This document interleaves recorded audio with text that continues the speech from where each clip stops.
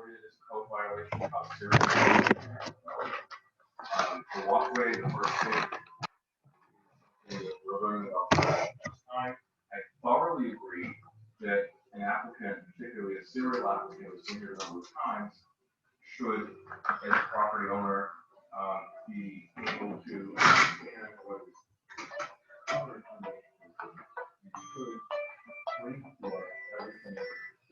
I'm answering the phone, but I cannot speak. I'm watching the Zoom meeting for UNNC.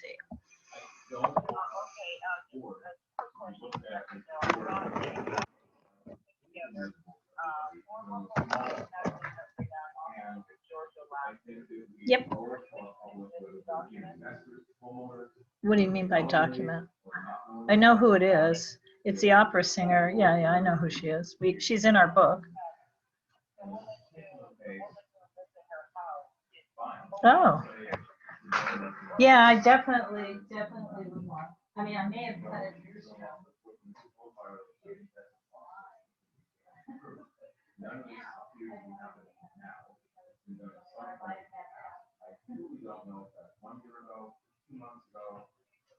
Yeah, yes, please. Yeah, and we're creating our physical archives as well, just FYI. Yep. All right. Well, that'd be fine. That'd be fine. We're going to rent up to $200 a month. We're going to start it out at hopefully at the 7th of Washington Public Storage. We need to get our good stuff out of our crap.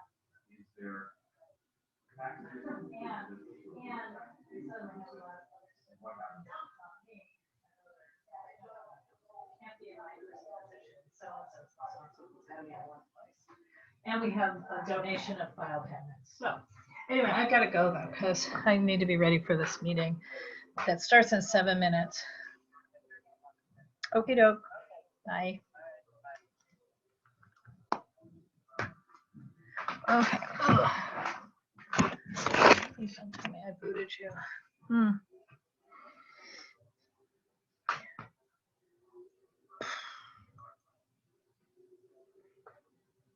Okay.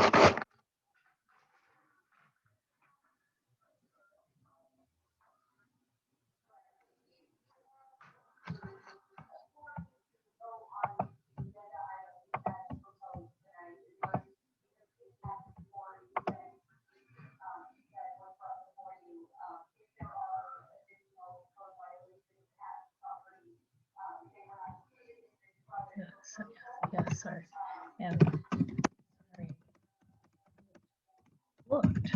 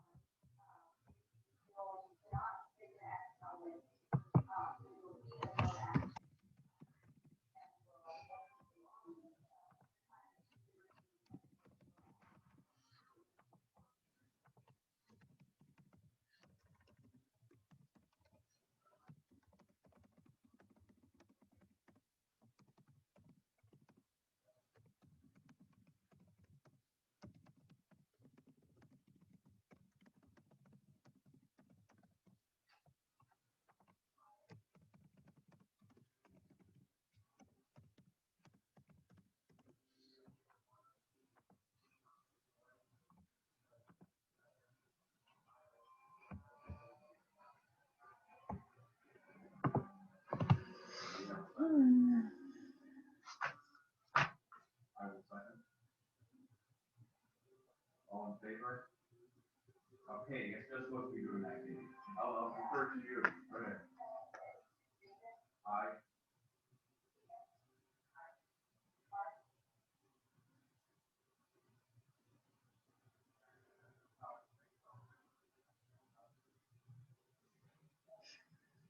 So one abstention and two approved. So does that motion you?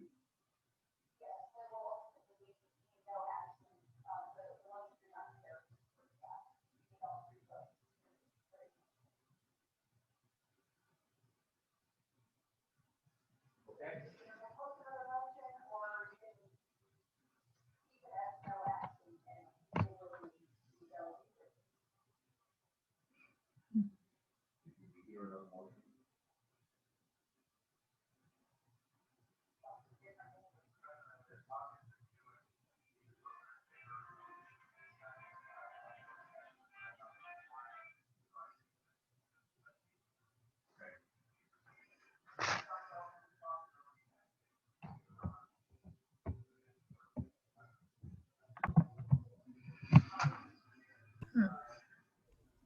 Hola, Laura. Hello. Hey, Greg.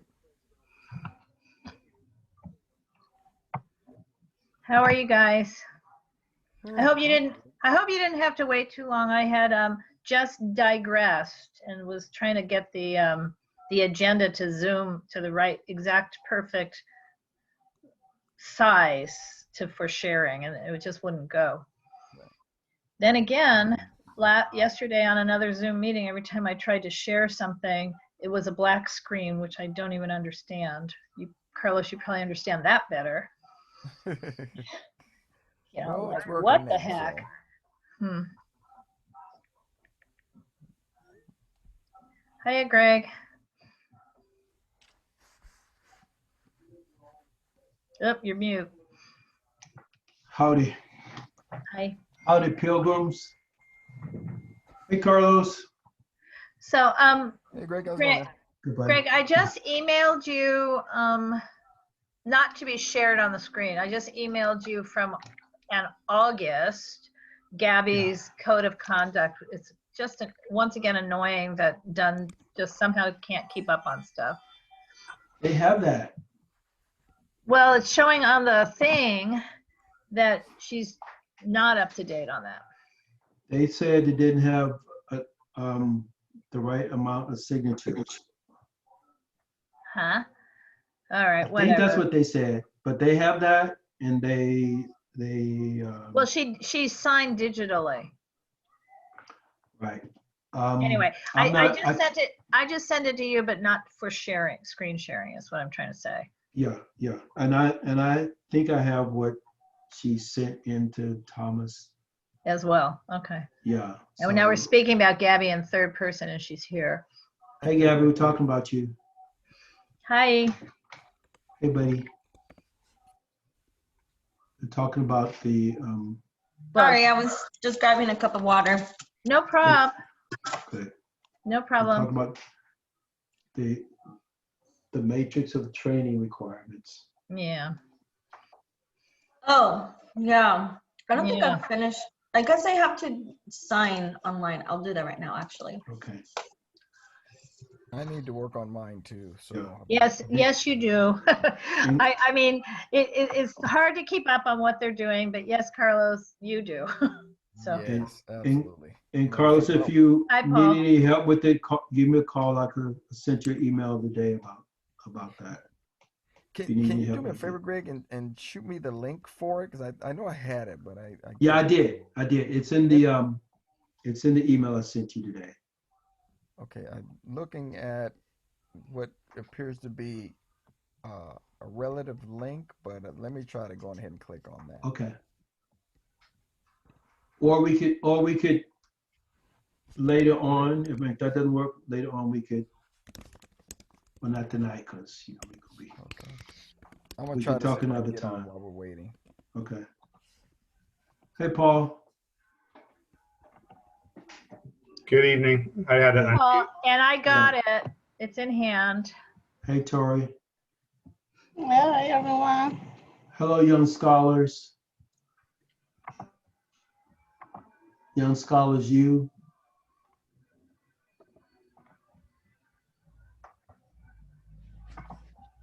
One, two, 3.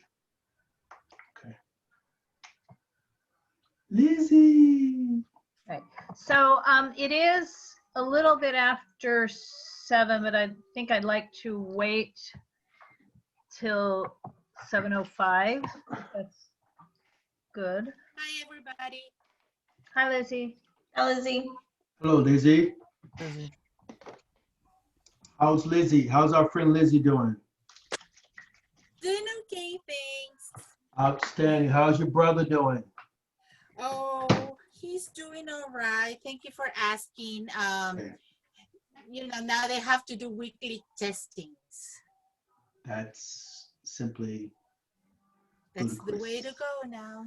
Yeah. Well, I had two COVID tests done. At least they didn't stick that thing up my nose. So it was pretty quick, pretty painless, and All right. pretty efficient. I haven't been tested yet, but Yeah. I tested for antibodies Oh, about good for 3 you. months ago. Yeah. Yeah, came out negative, so I have no defenses. Yeah. If I Hi, Jennifer. Hi, how are you? Oh, good. Hey, Krishna. Yeah, how you doing? Can you hear me? What's up? What's up? Yeah, Yep. we can hear you. We can hear Hi, you. Okay. Krishna. Hello, everyone. Hello, everyone. Shalom. Shalom. Okay, so we have a quorum, but we're still missing 2 of our executive officers. So I'm just going to wait again 1 more minute till 7:05. And Tori, I think you just walked off. I just looked at the UNNC website and your agenda is posted, so I don't know where you were looking. It's on the calendar. It's on the calendar, but it doesn't show up when you click on meetings, and it doesn't show up under committees. So it Yeah, should but- automatically be in all 3 places. Okay, we're going to talk about this after your meeting is over on Thursday. The communications committee begins. So one ends, the next begins, and this is one of the agenda items on their agenda. Yeah, but when I send somebody to UNNC.org, I mean, they have to search all through the entire. And that is website. not on. Yes, I understand. It's on the agenda for communications. We have to follow the rules of governance. It's not on tonight's agenda.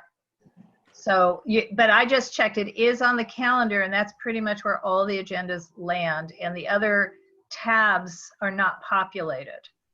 So that's the only thing I can tell you. And I need to call the meeting to order.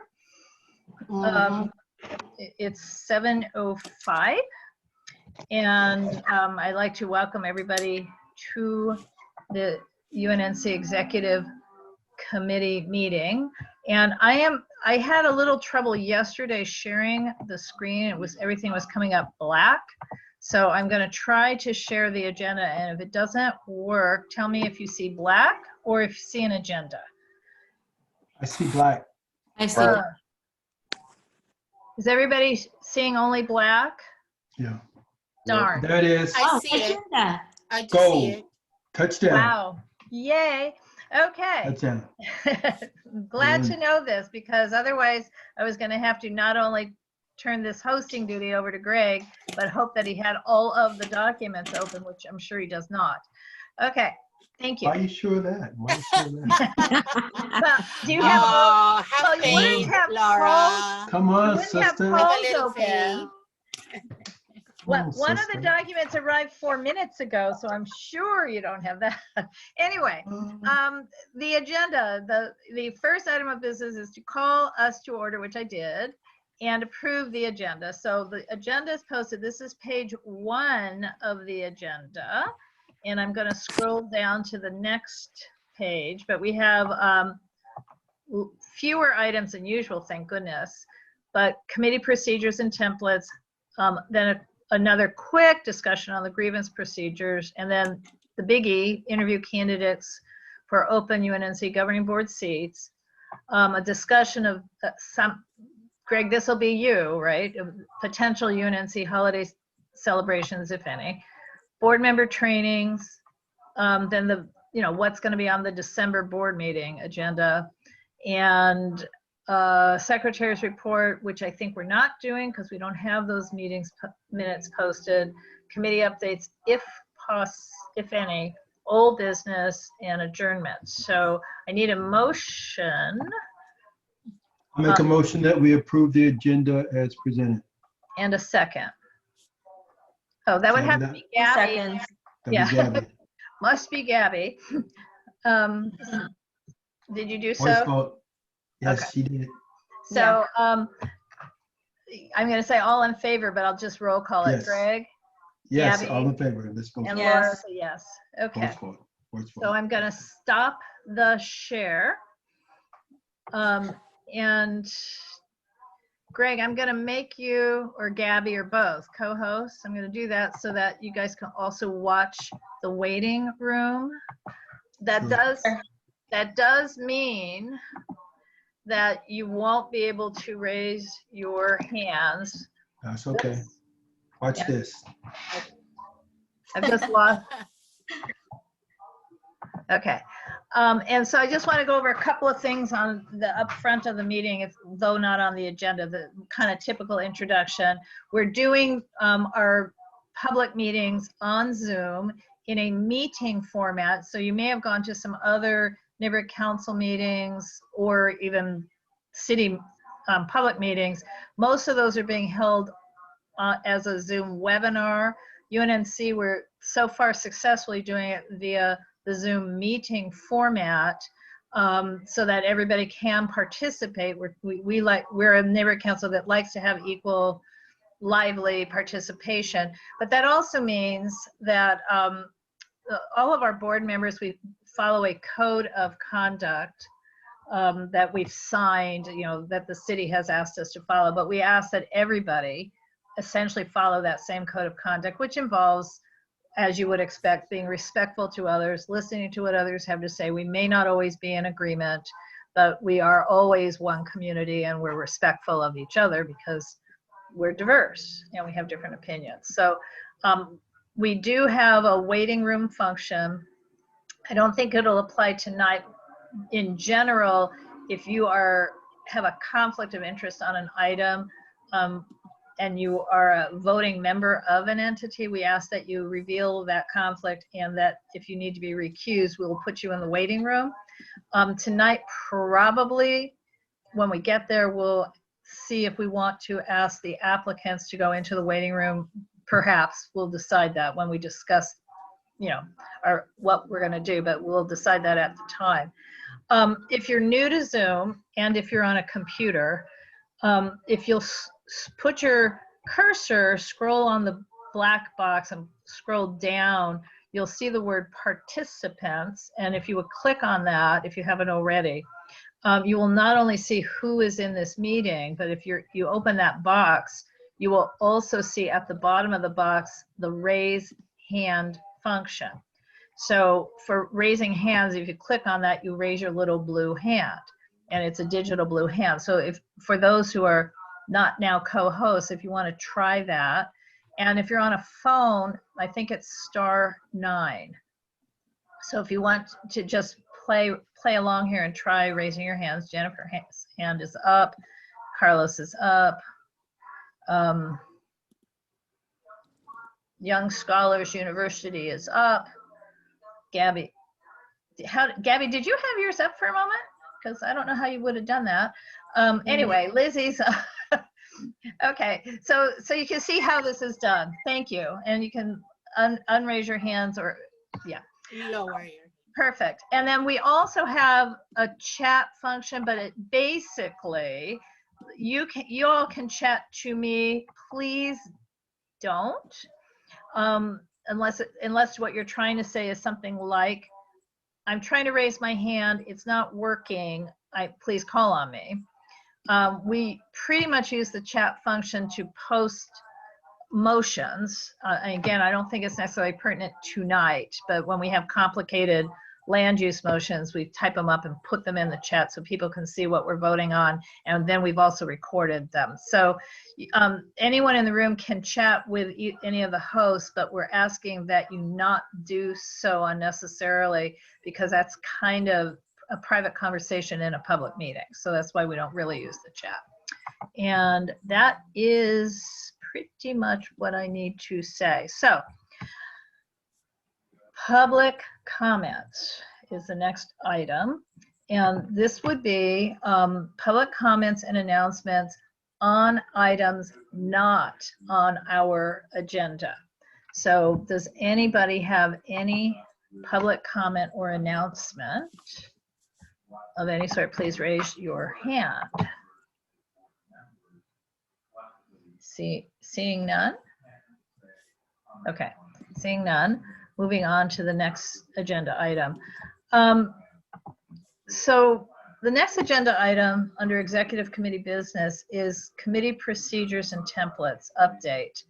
So I'm going to do a quick yak.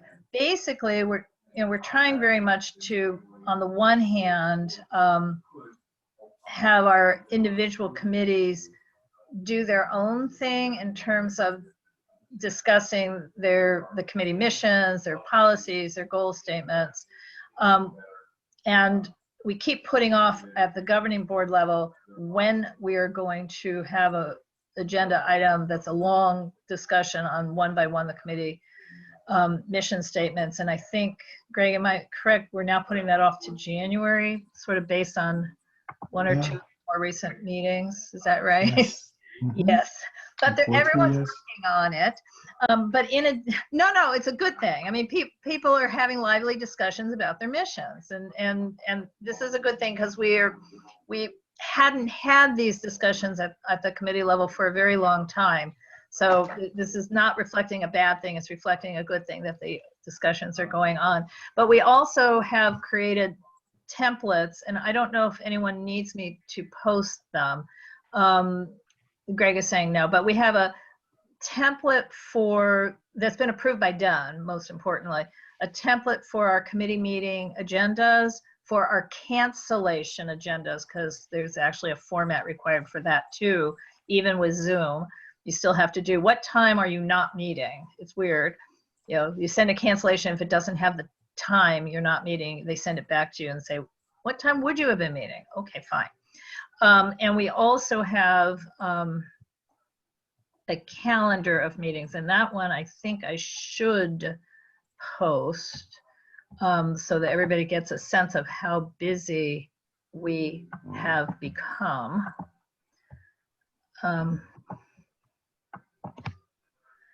That's how busy we've become. So this calendar, again, is it a black hole or is everybody able to see that? It's coming towards us. It's Okay. here. Yeah, it's visible. Yay! So as you can see,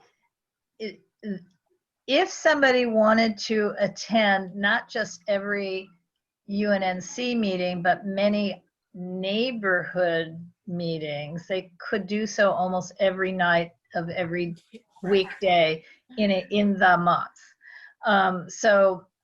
And that is not including all the special done workshops and planning department webinars, and everybody's really getting active on Zoom. So it's quite an effort, and I'm really proud that UNNC has been able to do it because we're getting so many more of our stakeholders participating.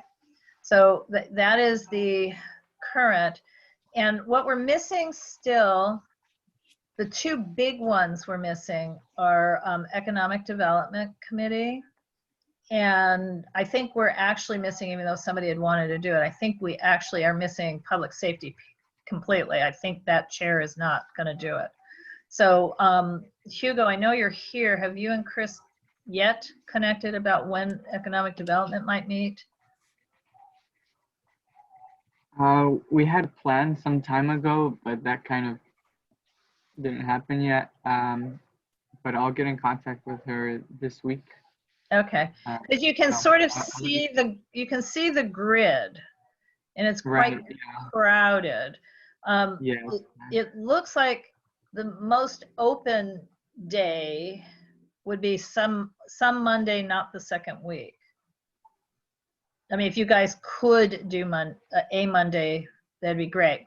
But you know, you could also do Sunday or Saturday afternoon. I mean, in other words, but you guys need to have that discussion. I would imagine that Chris would not want to do it when her neighborhood HPOZ meets, because obviously she's interested in that as well. So But that would be Tuesday or Thursday. She's Harvard Heights, Western Heights. So that's the every Wednesday. So Wednesdays are dead for you, Right. I think. But I think Wednesday's dead for you, Hugo, anyway, right? Yeah. Yeah. Yeah. Well, actually, not currently, but Yeah. Well, don't pick it tonight, but we need to. I'll let you know. Yeah, we really need to get this one on the calendar and then figure out public safety. Those are the two.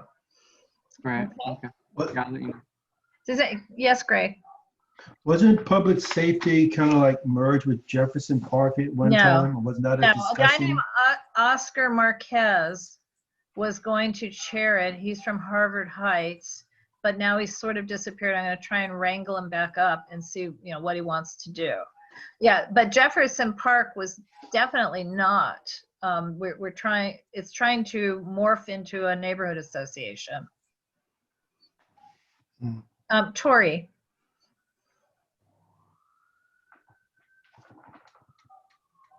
Tori? You're muted. Yeah, I This means you're muted. I know, I can only see a few of these pictures. I know, but I had to Yeah, move yeah. myself up. But anyway, I just wanted to say the history of public safety was combined with homelessness. And then I suggested that we separate out the two because they're two big, um, Bigger than ever. and Yeah. two big issues and topics. So someone had offered to take public safety, but Correct. they were putting it in the Jefferson Park area.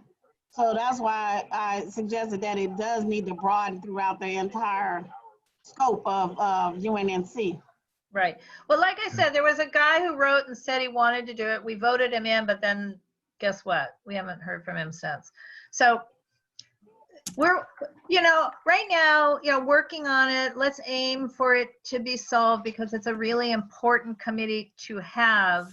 But even if they monitor the Citizens app for that area, that could be a good thing. I don't know, but it's more to it than that. But I'm just saying that would help. Right, but also, we're in 3 police divisions. We're in Wilshire, Southwest, and also Olympus, and they're all differently active. And so for some reason, I'm now getting the Wilshire Captain newsletter. I don't read it very often. I'm getting it. And yeah, so we obviously need to have that. It needs to be resolved, but I feel like we need to make sure all of the committees that really have chairs and meetings are also well handled. So yeah. And Tori, it was an excellent decision to just do the homelessness liaison committee because boy, you've got an active committee. So yeah. So, okay, are there any other everybody welcome to come Thursday 6:30 on Zoom. Yes. We have a presentation. Oh, I work, Tori. Right, I know, Lizzie. And they've That's got why I haven't been able to attend your meetings. here. I'm I gonna know, but stop you can the always do that. share. Thank you. Oops. How am I doing that? Stop. Stop Yeah, there we go. And okay, and I'll just say that the Tories committee is having a great speaker or speakers on this coming Thursday from everyone in. So it'll be a good meeting. And Gabby, I don't know if you got where'd you go? Is Gabby still here? Yeah, I'm here. Got my email saying maybe you guys can put that one on Facebook. That little item and see if we can drum up some extra attendance. Okay. The next agenda item. No, we're not. We're not done. Okay, Greg. Yeah. Okay, so on this item, are we going to clarify when the committees are supposed to submit their agendas? Yes. Submitted to the executive board for review? Yes, the schedule is that we had established, and I just don't know, do we need a motion and then make the governing board listen to our recommendation, or can we just impose it? We had decided that agenda item requests to whichever committee chair, anybody who has a request for being on an agenda needs to tell that chair on the Thursday before, the week before, right? And that the agendas are due to me, president, whatever the female is of El Presidente, to La Jefe, whatever, on Fridays. But we're letting it kind of slide, but really by Sunday, because when we are doing our e-blasts, we want to only do one e-blast a week that says meetings for this week. So if we have a meeting on a Monday, the latest that e-blast can go out is Sunday for the whole week with all the meetings. So This week, I sent a nice nag email out on, was it Friday? Saying, please, please, please, by Sunday, and everybody did. It was great. And so we got it all out, and it was wonderful. So hopefully that. So broadly speaking, if you, whoever you are, have an agenda request to put something on someone's agenda, whether it's governing board, executive committee, communications, you make the request no later than the Thursday the week before. It doesn't mean for sure the committee chair is going to be able to say yes because they've got other things in mind already, but that's the latest you can make that request to put it on the agenda. And the agendas are due back at me theoretically on the Friday before, and certainly no later than Sunday morning. Yes, Greg. I just, Madam President, I just want to stress what the standing rules state, and it states that the committee chairs would have those agendas in a week prior to their meeting, and they would submit them to the executive board. And I guess, according to the standing rules, we would approve that The whole executive board approves every agenda? Well, let me finish, please. Let me finish. Yeah. Just like when we do the agenda approval for the governing board and the executive board, we require two people to approve that. So just following what the standing rules say is that they're submitted the week prior to the meeting, and then I would assume, and this is my assumption part, is that if they're submitting that to the executive board, we will follow the same practice as we follow for approving the other agendas, where two people need to approve it. And then, of course, you're posting them, or the communication committee is posting it. No, at this stage, Gabby and I do all of those approvals, but Gabby, did you have your hand up? Did you want to say something, or can I respond to Greg first? You can respond, and then Greg, have we've had subsequent conversations, and multiple of those, because the whole virtual governance thing adds another layer. We cannot necessarily look at standing rules that are 15 years old to determine the schedule. If the standing rules, though, say that two people who are on the executive committee must approve the agendas, I think we do need to follow that, but not the timing, because the timing is really now dictated by so many different things. So in order for us to give it to done, we have to have done the agenda packets and the Zoom meeting links, blah, blah, blah. In order for us to send the e-blast out, it already has to be on our website, because the e-blast includes the link to the full agenda that is on the website. So 1 week in advance, which nobody ever follows, would be fine if every committee chair had to do it a whole week in advance, but we've really more established Thursday the week before for agenda requests. Friday the agendas are due. And if you're going to say, if our standing rules say that one more executive committee member in addition to the president has to approve that agenda, then we're really going to have to enforce the Friday, and I can't let it slip till Sunday morning for the committee chairs, because I don't necessarily have access to the executive committee on Sunday. Right. And all I'm just sharing is that I'm okay with this. I'm just saying can't let it slip then. Yeah, which is the whole point of it. It's like, right, if it's due, if the guidelines, according to the rules, is that it needs to be in a week ahead of time, then we just need to stress, hey, your agenda's due the week ahead of time. And if it's sent to the executive board, then everyone knows, hey, we got to approve that. The executive board members need to know, we have to approve this in a timely manner, so that it can go through the steps. So that's all I'm just stressing is that. Right.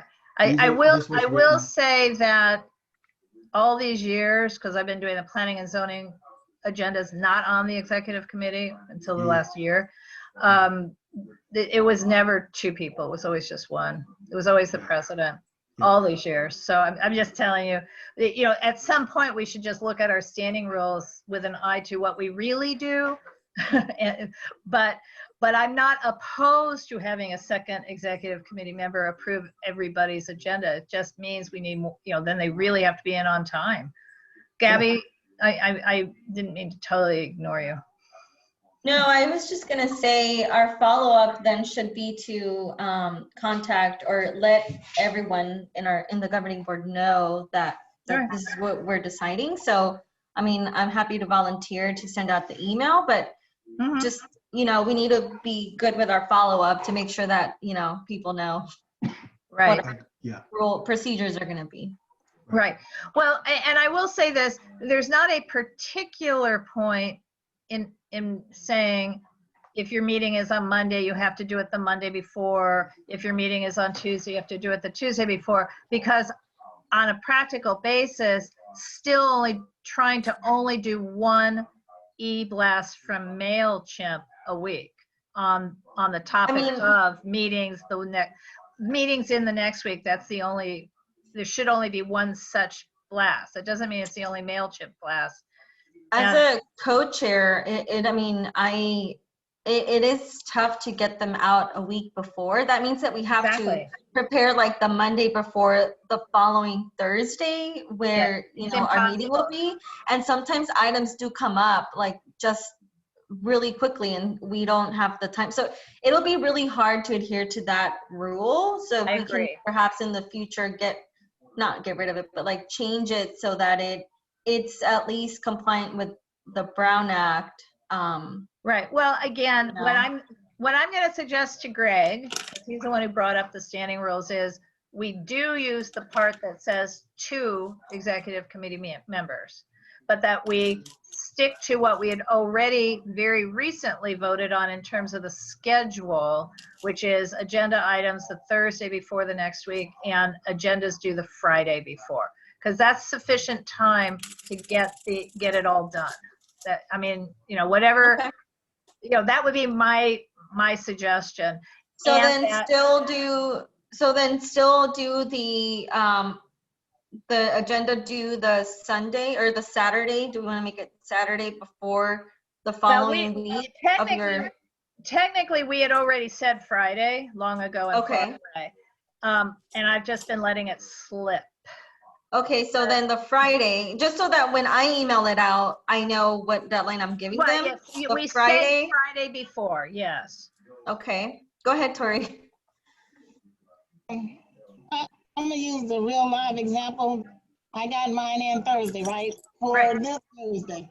So what's the time frame? What's the window in between the time we get it in for it to be posted on, you know, out to the general public? Well, that's a whole other thing, Tori, because the Department of Neighborhood Empowerment staffing keeps changing. So they have someone who's supposed to be working on weekends. And the last 2 weeks in a row, there was apparently nobody there. And so I just went ahead eventually and had it posted to the website without waiting to see if anything was rejected. Normally we have to wait a little bit and see if they send it back for corrections, but I gave up. Yeah, so, I agree, but what's the average wait time that it has been in the past? It's usually like an hour, and now it's been 2 or 3 days. I mean, it's ridiculous. So I mean, we can't wait for that because I'm not sure their staffing, they're not being very open about it, is all I can say. And they are having financial issues, so I don't know if, you know, what's going on. And they're also asking Department of Neighborhood Empowerment staff to work as emergency workers. So that, and that's not extra money, that's taking away from their thing. So, so that's another reason why I'm trying to get it done a little earlier, but I am totally respectful of the fact that everybody is a volunteer and the committee chairs can't necessarily confirm their speakers. I mean, you know, there's people scrambling. So, you know, so I mean, it's working both ways. Right. As long as it's posted on our website within the 72 hours from the meeting time. It is. I mean, that's what I don't wait for. I mean, in other Okay. words, if I haven't heard from Don, I get it, you know, and Gabby's copied, you know, and Raheem is copied. So what happens is I send the agenda to the NC support, whoever that is, and that probably changes from day to day, and to Adriana, who is our, at the moment, the NEA, but whoever is our person. And I had been copying Jeff Camp because he'd been acting as our moderator, so he needs to see the agendas early. Right. So Laura, in and then the, I oh, I'm sorry, go ahead, Tori. I was gonna say, then I forwarded it to the web people and to Gabby and Raheem. So Laura, in the interest of time, I think that we should just decide what we're gonna, what our Thursday. process will be. Well, the process is exactly So, what the agenda. So Friday, the Friday before, and then I'm also gonna let governing board members know that in order to add an item, they need to let us know on the Thursday before our meeting happens. Well, to request an agenda item, that would be the last time they could request it. But a committee chair may already have a full agenda planned, so it may not. That's fine, because it's just a request. We can add it. Go ahead, Greg. Okay, so I would like to say I don't want to be a stickler for the rules, but I really do want to be a stickler for the rules, and so I just have to repeat what I just read in the rules of how we were set up, and we're supposed to follow that. Okay, I know Greg, that I encourage you to be a stickler. I'm not done. Please let me finish, please. Please let me finish. So I'm just going to very quickly say, according to our standing rules, the standing rules say that the committee chairs should submit their agenda a week prior. And I know that because of life happens,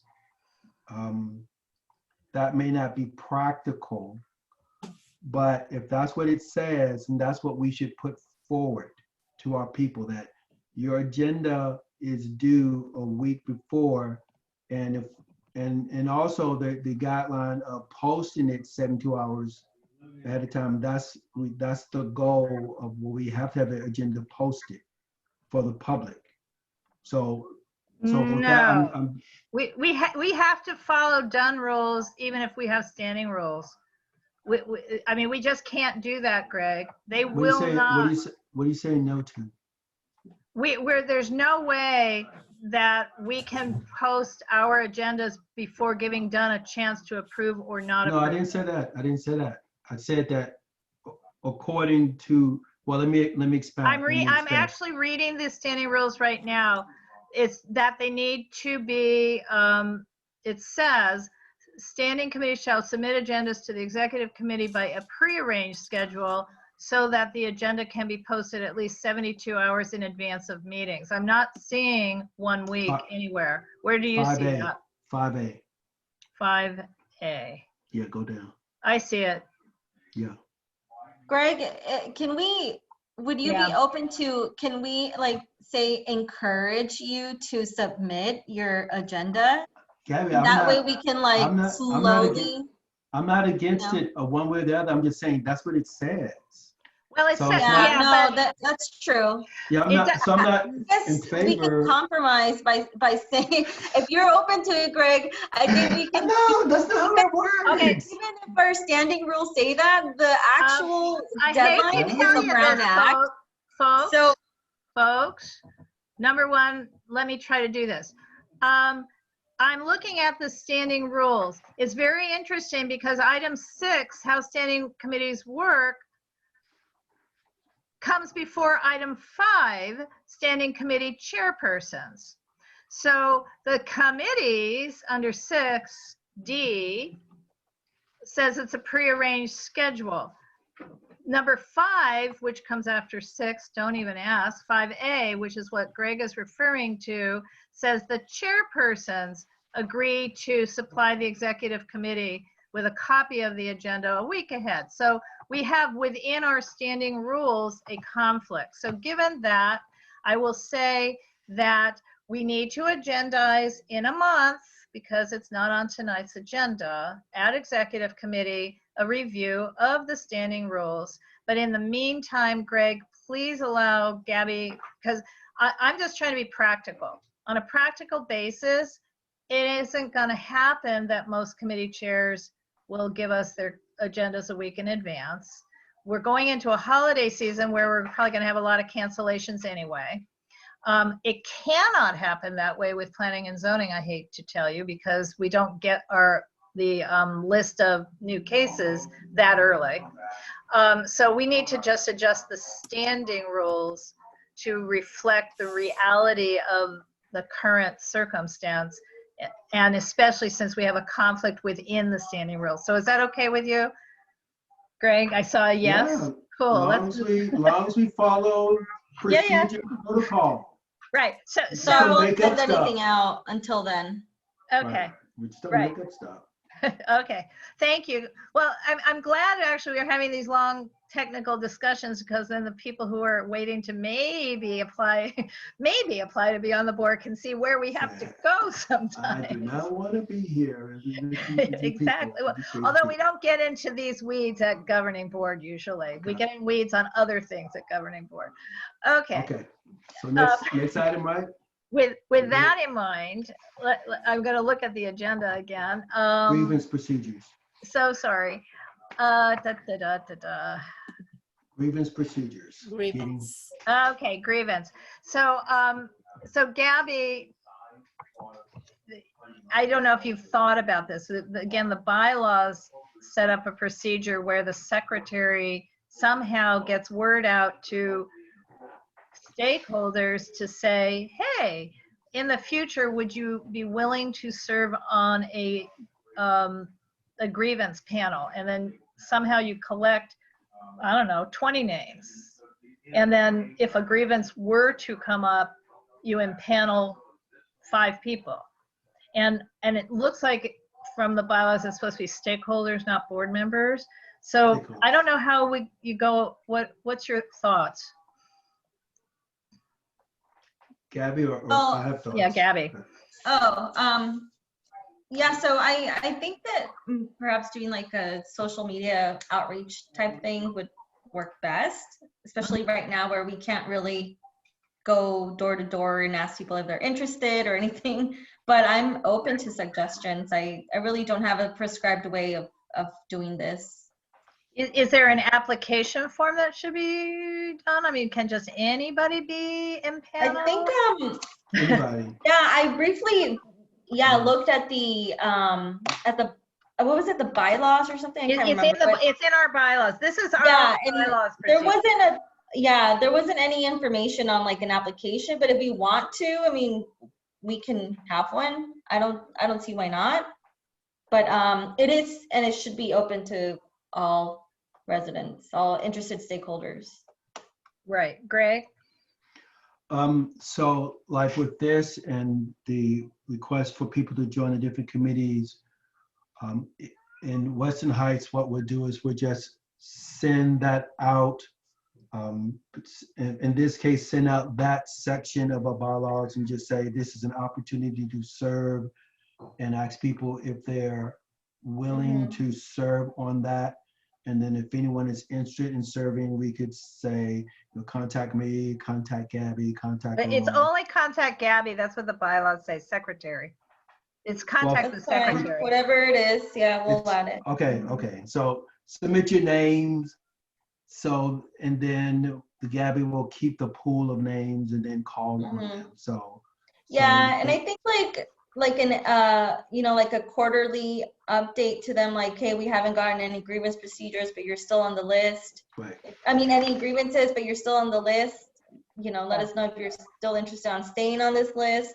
Right. We can do that quarterly, or every 6 months, so that we can maintain an updated list in case any grievances do come up.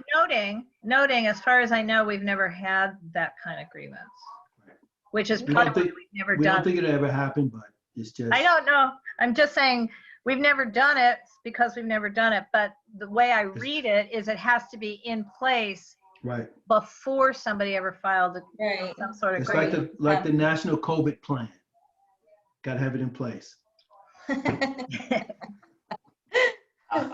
right. I got Okay. jokes.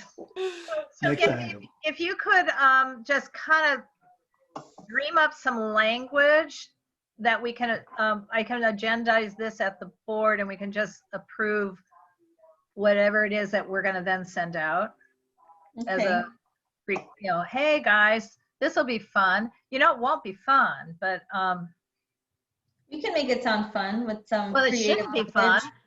Yeah, you get your revenge on people, but no. You're good. No. Okay, let's not. Moving on. Okay, Moving on. but if you could just develop whatever it is we think we want to email out, because that's what it would be, and put on the website, and then let the governing board should approve that. Okay. Okay. Oh, I have a question about the next item. Yes, sir. I'm wondering, fellow board members, if I should recuse myself from some of the people because No. I'm kind of like saying, hey, come join us. Well, 'Cause I'm since actively all recruiting three people. applicants are from your area 4, I think the answer's no, because that, I mean, nobody has a leg up over anyone else, or all 3 of them happen to be from your region. All right. So that's my opinion. I don't know what Gabby's opinion is. Here you go. I'm fine Region. with that. Right. I just want to be transparent. There you go. Okay. Thank you, Right. Greg, for You're being welcome. transparent. Thank you. Thank you. Okay. But to make it easy, I would like to, sadly, interview the only applicant for Region 6 rep, and that would be Lizzie. And it's really a technical, which, you know, we still will need somebody to apply for Region 6, but Lizzie has requested being moved from the seat she currently has to the open seat, which expires in 2023 instead of expiring in 2021. And if we say yes, the carrot is then she'll also be the chair of the elections committee. I vote we approve Lizzie for that Because she's not position. eligible. She's the co-chair right now, but you guys stuck me with it by default because no one wanted to do it, because she's not eligible to do it if she's up for election in the I spring. vote we approve Lizzie for lateral move. Yes. So That's it. Lizzie, can you, now that I said that, will you present yourself? And I know your application's online, but you know, I don't think, you know, we need to post it. Can you just say some words about how, you know, your dedication and all that? Well, my name is Lizzie Moramisato. I've been a member of the governing board since 2015. I was appointed in June and then ran for elections. Then I was formally elected for the at-large position. While a member at large, I have attended many events in the neighborhood, in the neighborhoods. I also spearheaded 2 of the Clean Streets citywide contests, actually 1 citywide, 1 South LA, in South LA, for which we got monetary awards, which are now part of the budget, additional funds for the UNNC yearly budget. What else? Also, I was recently appointed area rep for Jefferson Park, where I've been living in since 1990. Yes, 2 years before the riots. I remember that. That's always my year of reference. And I am also now chair of the outreach committee. So basically, I'm very happy to be, you know, to be a volunteer for the UNNC, and look forward to continuing working with everyone. Right. And let me assure everybody, I'm not going to abandon Lizzie on elections committee. I'm just I know you want. happy not to be the chair because But I'll be the Zoom host either way. Yes. Right. So also, I was part of the elections committee for the past 2 elections. So, yes. Great. Partly because of that, yeah. I want to be, the chair. Great. this Great. time around. Madam President, are you entertaining a motion? I certainly can entertain a motion. Madam Chair, I make a motion that we move Lizzie forward from regional seat 1, region 6, seat 1, group A, to region seat 2, group B, according to our chart. That's the motion. Okay. And is there a second? That would have to come from Gabby or Hugo or me. Gabby seconds. Second. Well, Hugo trying to second. He's just not as fast on the draw. So Gabby, will you let Hugo second? Yes, I will. Okay. It's okay. And also, Jinx, you owe me a soda. Yeah. Where do you live? Where do you live? I'll drop it. I'll drop you off. Hey. Okay, so it's been moved and seconded to forward this motion to the governing board that we laterally transfer. We've recorded the motion, but that we laterally transfer Lizzie Mora Masoto from Yes, thank you. from Region 6 Area Rep Group A to B. Is that right? Yes. Year 2023. Seat 1, group A to seat 2, group B. Yes. Okay. It's been moved and seconded. The only people who can vote are the officers. We'll do it quick. Greg, yes. Raise his hand. Hugo? Hugo? He has trouble unmuting. I'll do Gabby next while waiting for Hugo. Gabby? Yes. And Hugo? Hello? Well, Laura's a yes. It passes. And I think Hugo, since he seconded it, is a yes, although he's been not able to unmute. Okay. A yes from me. A yes from him. Okay, here he is. Stay unmuted. Stay Yes. unmuted. Okay. Thank you, So everybody. thank you. So we have 3 applicants for what is currently 1 at-large seat, at-large representative. And so that is the status at this moment.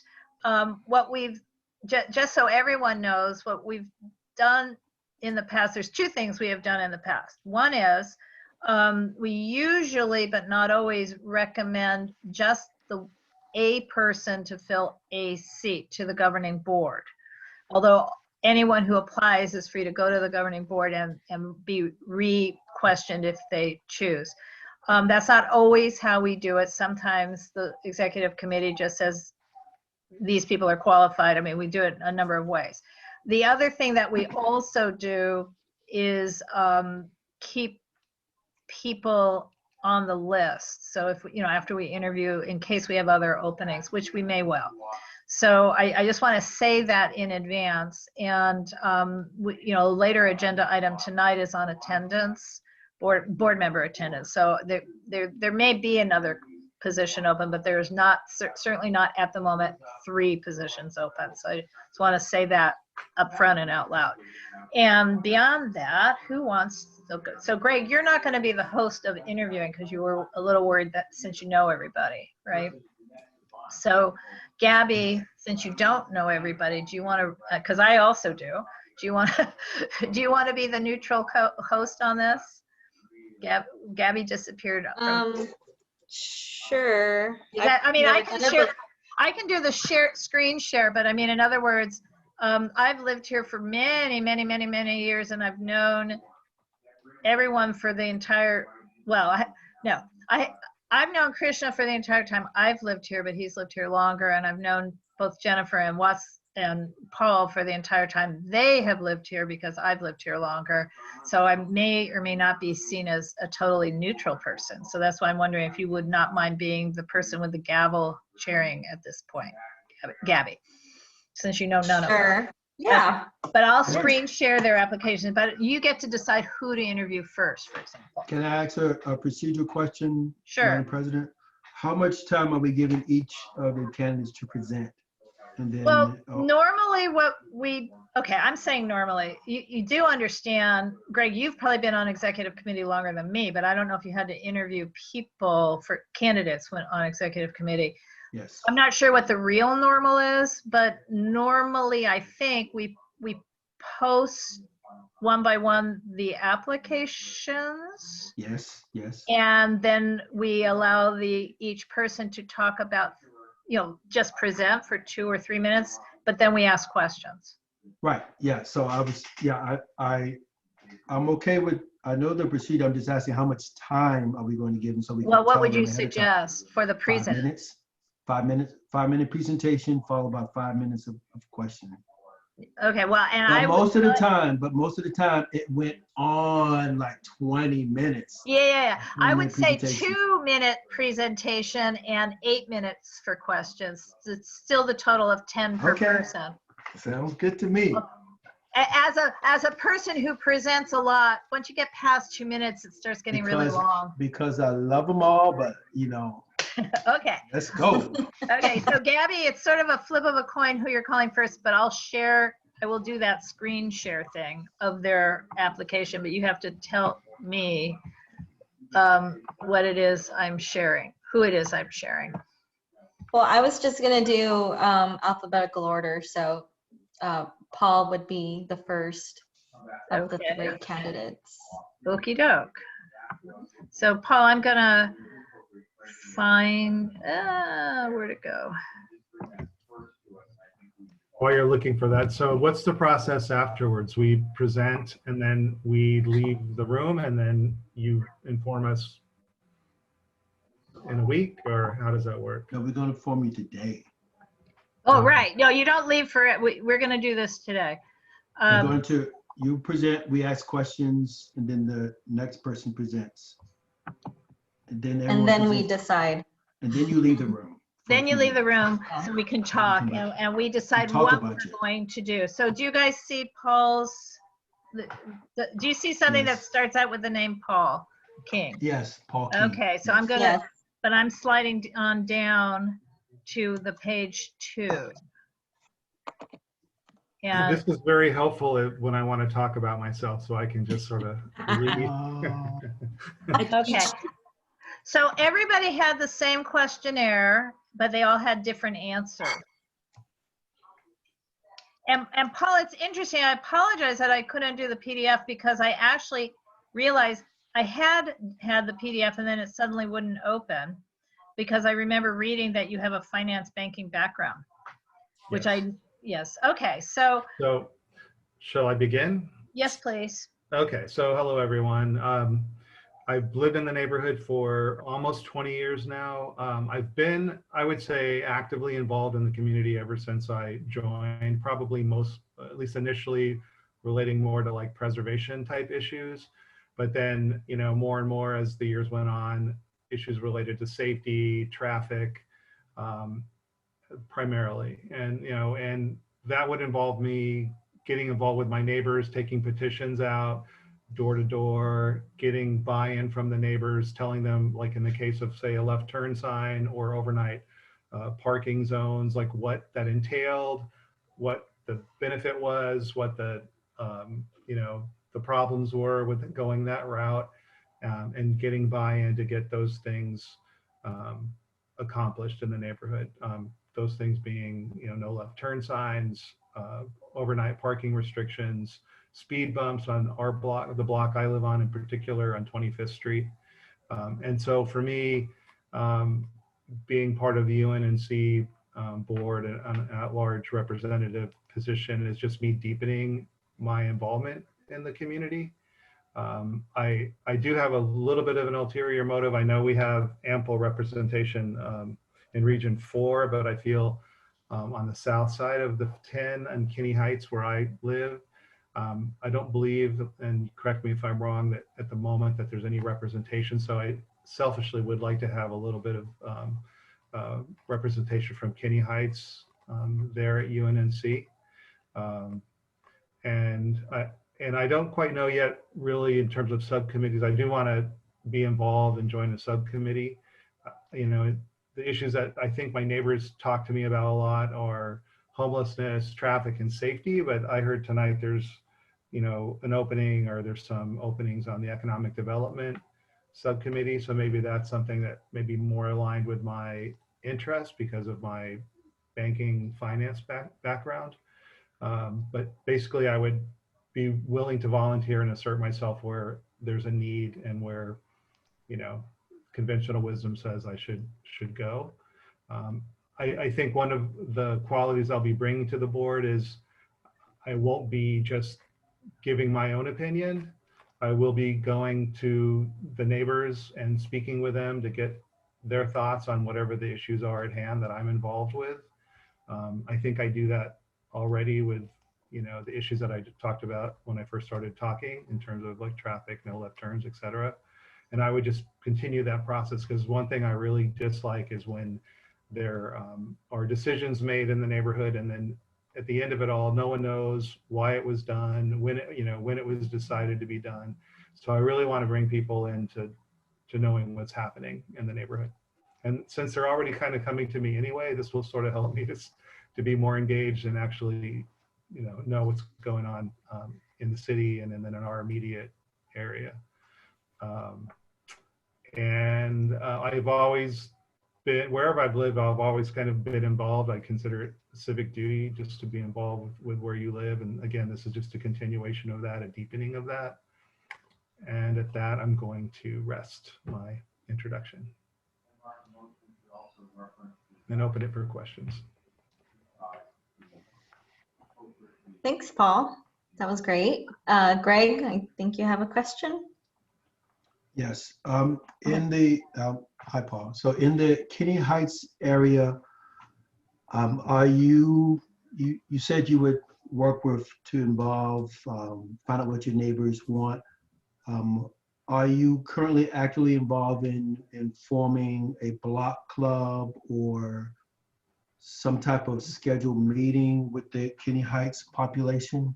So in Kinney Heights, each block pretty much has their own block club.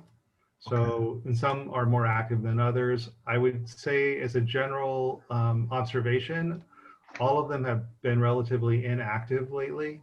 And everything, whenever there's been a problem that arises, and I'll use like the overnight parking restrictions as an example, we never really had a meeting about it. There was social media chit chat about it. There were neighbor to neighbor talks about it. And then interactions, I forget who led that initiative with CD10 to get the right information from Department of Transportation in terms of the petitions. And then everyone decided, who was going to be responsible for whose block. So then we kind of broke back down into our historic block club. So I did 25th Street. I can't remember who did 24th. It was probably Karen. I also worked with another neighbor, Jason, to do the canvassing, going door to door to get the appropriate number of signatures. So yes, there are block clubs. Ours has been inactive, but we tend to have, I guess it would be an informal meeting where it's just conversations with the neighbors about what's happening. Okay, thank you, Paul. Okay. Laura? Thank you. But Paul, I do know though that you've been sort of the person running what I guess I would call a listserv, or it's not really a listserv, it's not really a Yahoo group, but it's the email group, discussion group for years. It's a little beyond Kinney Heights, but I mean, I know I just checked my emails that, recently an email, something to do with traffic, but 26 people were on it. And I know you've been doing that for some time. Yeah, so that's predominantly Kinney Heights with some like CD10 and then some adjacent neighbors like in Kinney, Jefferson Park, or over in the avenues and possibly Western Heights, and then probably you over there in Harvard Heights on the list. No, I'm on your list because of the 25th in Arlington. Oh, that's right. Well, Yeah. Thanks for reminding me. So I have been running that list, on and off for the last 15 years. Right. But again, it's been a little inactive lately just because, COVID or whatever. So, Paul, what other things besides Kinney Heights, what other things have you done in the community? And again, I'm asking from the point of view, I know part of the answer because I know you volunteer with other organizations, including West Adams Heritage. But have you done other things, or can you talk about that a little? So I'm blanking on the woman's name, but there was a woman, I can't remember her name. So somebody else may have taken over the cleaning. So there was a group that got together and would just clean particular areas in the West Adams area. So it would be, you know, whatever, this Saturday, let's meet at Crenshaw. That was Lizzie. She's on this meeting. Okay. No, somebody else, I think. Anyway, I think someone else has taken over from the original person that I associated with that group. But in any event, I have participated with that. I have shown up like at, you know, downtown for, you know, maybe it was like zoning and planning type issues when needed. So it really kind of depends on the issue. And then, you know, if the people I know think it's pressing and that it's important for there to be like bodies at a meeting, I will go out of my way to, even if it has nothing to do with Kinney Heights, to attend those meetings or write a letter and so on and so forth. We're at 8 minutes. Paul, just a really quick question. So like when I joined, we're a really interesting and diverse crowd. So I'm sure that living in LA, you're already used to that, but just how do you like, you know, how would you say you deal with people when you don't necessarily agree with them, or just in general, like, how would you describe your like people skills? And you know, I want to hear a little bit more about that. Well, I mean, look, we're going to always meet someone who we disagree with. So like, I mean, I could tell you at my work, I'm constantly meeting with clients or prospects, you know, because I'm always trying to develop business for my company. And more often than not, I'm meeting people who I disagree with. And I have to find a political way to not answer their questions about, you know, for example, how California is managing its forests or whatever the issue happens to be. I have to find a way to weasel out of answering and, you know, pissing off a particular client or prospect. So I tend to listen. If someone's disagreeing with me and I don't agree with them, look, you have to pick your battles. And most of the time when you're just talking with people, like the issues I tend to go to my neighbors and talk to them about are just issues we have in common, safety, you know, traffic. And you listen, you ask questions that may be a counterpoint to what they're thinking, just to explore and see what they're, you know, how deep they're thinking about the issue. But generally I try to come to some kind of consensus or some kind of informal agreement, either to disagree on a friendly basis, or, you know, in the ideal situation, you agree on the same issue. But I have neighbors, we have very strong opinions about things. Like some neighbors think we should have, you know, the end of 25th Street blocked off, and other people think it should never be blocked off. Those conversations get really heated. And, you know, really at the end of the day, I'm kind of a weasel in a way, a little bit of a chameleon. I mean, I like consensus, even though I may have my own strongly felt opinions. We're at 10 minutes. So generally when I'm speaking with people who don't agree with me or have a different opinion, I try to find a consensus somewhere in there, even if there's really not. But I try to walk away with a friendly, you know, with a smile on my face and their face. Great, thanks so much. I think we're done, right? We're at 10 minutes? Okay. Yes. Unless somebody else has their hands up, I think, I can't, again, I'm sharing the screen. Anyone else? No hands up. Okay, perfect. So I'm gonna unshare this screen. And since we're alphabetical, it'd be Krishna next, right? Yes. Okay, for my screen share. You guys ready? Can you hear me? Yes, we can hear you.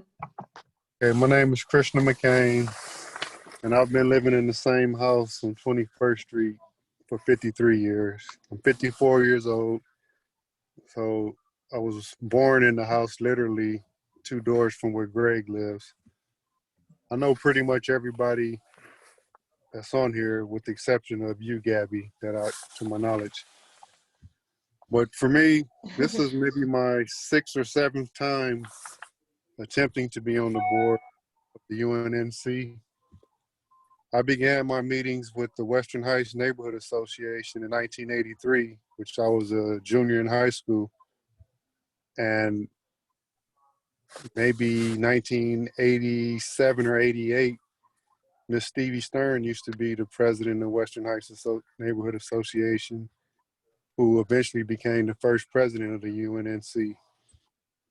And over the years, from my youth until where I'm at now, of course, I've matured and changed a lot, but I've always been kind of the opposition to a lot of the changes going on to the neighborhood, because I feel those who have already been here have been pushed aside, silenced, and in so many ways disrespected. Now, for me, many of you know I do a lot of cleaning in the neighborhood. And when Amy Hames is who Paul King's probably referring to, who used to do the cleanup. Right. You're right. And we mentioned the Operation Street Clean Streets Challenge. A lot of my efforts were added to it, and I didn't know it was for monetary value, nor did I benefit from it in any regards. But I think what I offer to the table is I'm known throughout the community. I know pretty much everybody. And I want to make a correction to you, Laura Myers. There's not 3 police agencies before an area. We have Wilshire Division, Olympic Division, Southwest, and the California Highway Patrol, because we live near the freeway. And I have an unusual relationship to this community because I've been here so long. I know all the business people. When most of you moved in, including Jennifer and her husband, I introduced myself as they moved in. Welcome to the neighborhood. I've done the same for Greg, introduced him to Western Heights Association and some of the processes going on. So for me, I do what I do for my community. One way as a penance, because in my younger youth, I was a gang member. I was a former drug dealer, and I did a lot of things in this community that I wasn't proud of. But back then, there was no gentrification. It was a totally different area where this was called South Central Los Angeles and not Western Heights, Kenny Heights, Harbor Heights. And for me, I still have a problem with that because my neighborhood and my community is pretty much all of West Adams, because I have friends, family, and close associations in every block and every avenue. I have a very good rapport with the Los Angeles Fire Department, especially Fire Station 26. I have my own contact with Southwest LAPD with the captain Olympic Division. I know a lieutenant at Wilshire Division, and also have a contact with the California Highway Patrol, the PED team. And these contacts I've created on my own. People thank me for the stuff I do verbally, but I've even had not the greatest relationship with Councilman Herb Weston Jr. And it's not so much him personally, but some of the deputies that work under him. I've been using his trash dumpster for about 10 to 12 years, and now they tell me I can't use it. So the fire station let me use their trash dumpster. And the way I get rid of trash, I know when each apartment building empty their cans, personal businesses. So I'm able to get rid of waste and things without illegally dumping in somebody else's alley or overwhelming anyone's trash dumpsters. for one. But for two, I'm very passionate. I get emotional because I get really hurt by which I feel mistreatment over the years because I've put my heart and soul into my community. This is the only place I've ever lived, only place I want to live, but nobody knows what the future brings. I've come to find that the only way I can be heard or listened to is like rest in peace, former Senator John Lewis said, I have to get into good trouble. I have to be rebellious. I have to be defiant and literally show my behind just to be heard. And I'm tired of going about that route. 5 minutes. No, I'm winding down, so I'm open for questions. Okay. Thank you, Krishna. That was insightful. Questions? Tori has her hand up. Tori, go ahead. Since he's so involved with all the police stations and everything, would he be willing to be on the Committee for Public Safety? And just a point of clarification, the CHP is outside of our parameters as far as UNNC is concerned. That's why we didn't mention them. We only go from Western to Crenshaw and from Jefferson to Pico. No, I understand. I'm on 21st Street, which is directly north of the 10 freeway. And No, I know, but I'm just saying CHP, we didn't mention them because of our parameters for UNNC functions. So my question was, would you be willing to help with the Public Safety Committee once somebody is a chair or have you, would you be willing to work in, you know, different areas like the clean up streets, clean streets, public safety? Yeah, I would have no problem. Okay. Thank you. You're welcome. Thank you for the question. You're welcome. Anyone else? Greg, do you have a question? My question was going to be similar, like which committees, or which projects would Krishna want to work on? I don't even know all committees are.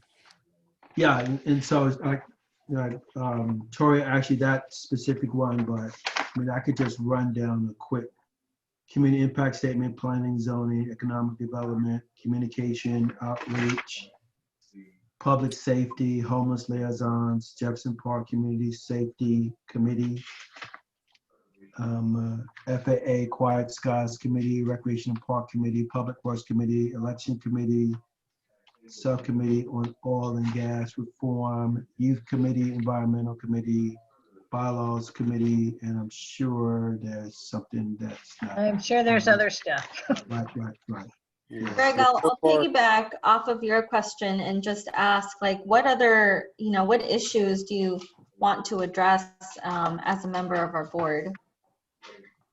Well, one of the main issues I like to address is filming within the West Adams district, because there are different rules, kind of no rules, and it's really freestyle, do as you want, when you want. There's a lot of money and revenue being made in the community, which I don't get into the money goes to the individual owner who's filming, but when donations are made to associations per se, that monies are supposed to be used to benefit, beautify, or do something positive for the community. For over 25 years, I have not seen that. That's one of my issues. And I would like to have a town hall meeting on that particular subject. Another thing that piques my interest, because for nearly 20 years, I've worked in the oil industry. And for 8 years, I was a certified AQMD inspector, testing the equipment for emissions problems. So I'm very fond of environmental work, and oil and gas is kind of second nature to me. Outreach, because I was a former gang member, I'm highly looked upon from the youth that are still participating in such things in this community. And I already on my own have some connections with outreach programs to help people get jobs, even those who've been released from prison. Some youth who are like between the ages of 18 and 24 who grew up in foster homes. I have connections to get them Section 8 and help to get in schools. But I try to do so much on my own. I can only do so much on my own. I would think in such a diverse and nice community that I live in that I can get some help or work together with people. But for so many years, everything's a fight and a struggle. And I'm kind of getting tired of it, but so here we go again to try one more time. We're at 10 minutes. I have a question. Go ahead. Yes. Well, first of all, nice to meet you, and also nice to meet you, Paul. So Krishna, I had a question. So when you mentioned doing outreach to the youth, potentially those involved in gangs, would you be willing to do it in all the regions as well, since this is an at-large position, if I'm not mistaken, such as parts of Region 1 where I'm from, there happens to be some gang activity there, and a lot of graffiti sprouting up recently. Yeah, I'm willing to go wherever because I know people in all of the gangs and all of the regions. I'm already connected with people who do that for a living, that's working through the mayor's office. But I just happen to not officially be a part of those organizations. And my story is open. This is not the first time I've mentioned my story to any committee. I've spoken at City Hall before and got a standing ovation during the first ad hoc meeting they had. I believe it was 91 or 92 when Ed Baca was the sheriff and when Jim Brown was part of the American program. So I have 12 minutes. Okay, I have the tools, I have the knowledge, I have a way with people that I guess I can comfortably say things to the youth that'll be more receptive than a lot of other well-intentioned people who haven't lived their life may have a communication gap. Okay, thank you. You're welcome. Okay, Laura, last question. Yeah, well, it's more of a comment because I know we're past. So I should have said this when Paul was speaking too, but also to Krishna. Again, as I introduced, we have at this moment in time one position. I am pretty sure that all three of you are going to be telling us really good stuff and talking about committees or activities you would want to have that you could be more effective at if you had the UNNC title as part of what you were doing. So I would hope that each of the three of you, no matter what happens, are really willing to take leadership positions in UNNC because those positions are open to people whether or not they're on the board. The committee chairs lay us on to Citywide Public Safety Alliance now. I mean, there's a lot of stuff. So I'm just putting that out because I don't know how this is going to go, but I want to say that no matter what, all three of you will be, if you want, will be able to take on leadership positions in UNNC, no matter what. Okay. Hey, when is the election, Laura? Oh, well, we're going to talk tonight about what we're going to do in terms of recommendation to the governing board, and then the governing board on December 3 will appoint to this one position that we have right now, and or to two positions if we happen to have two by then, but we will not have three by then. by December 3rd. It's only a couple of weeks away. I think I'm giving a hint that we might have a second position available by December 3rd or not. The ones that And then the people vote. real election, if you're asking me the election, that it's May 26th, and there's a whole, I mean, in other words, going forward, we also have neighborhood council elections this spring.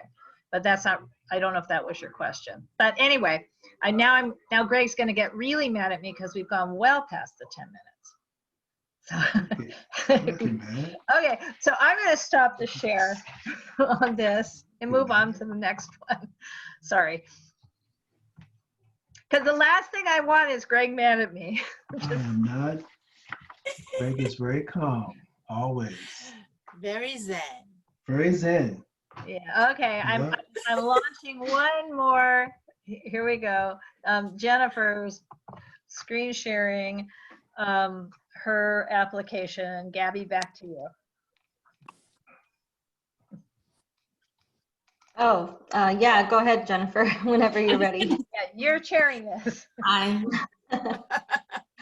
I'm Jennifer Bozart Watson, and I was first introduced to West Adams when I was probably 5 or 6 years old. My aunt and uncle moved or migrated from New Orleans to the West Adams area and actually lived on 20th and Gramercy in a house almost right behind where Kim and I live now, ironically.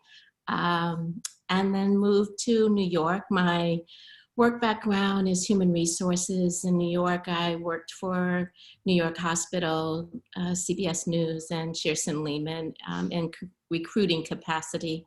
I recruited investment bankers for Shearson for many years. And then I married this amazing guy and moved back home to Los Angeles. Kim and I first bought Linda Reese's house on 31st Street in Jefferson Park. And we were there for almost 4 years, and we were very active in our Jefferson Park community in taking a stance against eminent domain against our neighbors to the south of us with LAUSD and supporting just our local neighborhood and getting to know everyone and being as active as we could. Our house there was on the neighborhood tour that raised a little bit of money for the neighborhood. And then we bought Linda Reese's second house on 21st, which is where we are now. And we've been here since 2003. I'm active in the neighborhood association here. I was president for one term and co-president for another term, and in any capacity that I can. I mean, I think what we have here is just many, many, many wonderful neighbors and individuals. And I want to thank each of you for your time and your energy and your out-of-the-box ideas to support our neighborhood. I actually love what you're doing, Laura, in terms of utilizing any abilities that each of us has, whether we're elected to this position or not. That's the way to go, to just keep everyone giving what they can give to the neighborhood to make it better. I literally applied because I saw a need and an opening. So I'm happy to fill any of those openings as opposed to just this elected position, because wherever there's a need that my skills can speak to, then that's where I want to be. So I'm not going to take up the whole time. You're welcome to ask me any questions, but I'm grateful that we have you all on the UNNC. I'm grateful for Paul and Krishna and the opportunity to continue to serve our neighborhood.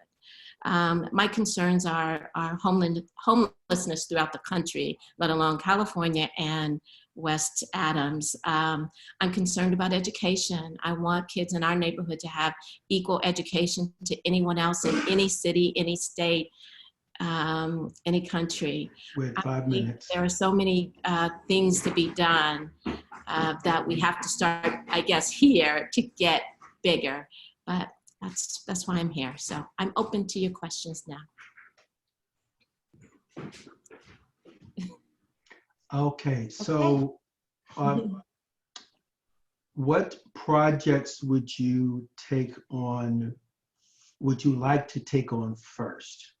If you could do a year-long calendar, what would your first projects be? That's a good question. I'd love to have more input from you all to see what we're looking at, to see where you are with various projects, and then know where I could add my strength. But given that I live on 21st and Gramercy, Kim and I are pretty active with the homeless scenario throughout the city, not just here, but downtown and Skid Row and wherever. So that's a little bit of a passion. I don't have just one. I wish I could say that. I really am open to be where I'm needed, and where my skills can be used. I have very strong feelings about equity, and I'd like to see that. I also have very strong feelings about our corridor and the businesses that are there and who's responsible for cleaning the sidewalks and, you know, what our tax dollars pay for. So I have very strong feelings about a lot of things, and I'm willing to put my grit behind them, I guess. Thank you. Go ahead, Tori. Oh, I was just gonna ask, in what regards do they help with homelessness currently? And if they'd be willing to help feed on Thanksgiving morning? We actually are committed to feed on Thanksgiving morning with an organization called Gobble Gobble. We are both preparing, and then we're taking out a few hours after that.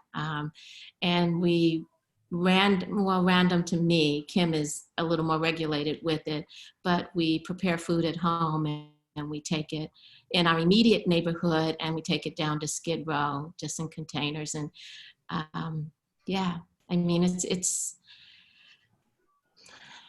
yeah. So primarily feeding, the feeding. Yes, primarily feeding. Well, and you know, and taking clothing as well, and blankets. We've taken toiletries. We've had people to the house that just round table, and we bag up soap and toothbrushes and clean new socks and blah blah blah. Anything that we can into big Ziplocs, and we've taken those down in, like, you know, a couple of hundred. You get a few of your friends and family over, and it doesn't take long to put them together, but it goes even quicker, as I'm sure you know. Well, since COVID, it's a little different now. So Yeah. a lot of rules and regs that you have to know. with UNNC. Yeah. Especially the feeding part with the legality of giving food from your house. Yes, I know that. So I could not do that through the UNNC, right, but I could do it. Okay. Sounds good. Yeah. All right. Any other questions? I have a question. Go ahead, Hugo. Laura has one. Laura. No, Hugo, go ahead. Because remember, I know all these people. So I might be feeding questions I might know an answer to. So go ahead. Okay. Well, hi, Jennifer. Nice to meet you also. I didn't mention you before because you haven't gone yet, but I was going to ask you, and then I kind of want to circle back to know Paul and Krishna's response, but oftentimes in neighborhood councils, renters aren't always the ones that get outreach as much as others. And I was wondering what kind of steps will you try and take to do outreach to that group? Oh, interesting. Specifically the renters in our neighborhood, Hugo? Yeah, I'm kind of aware that you, Krishna, and Paul are already familiar with you know, the homeowners, but then also specifically, I was wondering about the renters. Yeah, I mean, we're friends with the renters on our block because they're predominantly homes. There are more homeowners than there are renters, but actually right beside us, our neighbors rent the house that's just to the east of us, and we are friends with them and we know them. We have a fourplex in the middle of the block. We know most of them. And we have a fourplex behind us that Chris Carlson owns, and we know many of the renters in there. I as opposed to renters versus homeowners, I I want equity for all. However it shows up, that's a I don't want to call it a challenge, but that's something that's important to me. I believe that each of us is entitled to the same justice, to the same kindness, to the same fairness. I don't know if that's vague or specific enough, but that's how I stand. Okay, thank you. And You're you're also including like renters from like the other regions, like 3, 4, 2, right? I'm including the renters in Iowa and New York and Chicago, and I think that our country in general has some equities and inequity challenges to deal with. Okay, thank you. And then I guess I was also wondering for Paul and Krishna.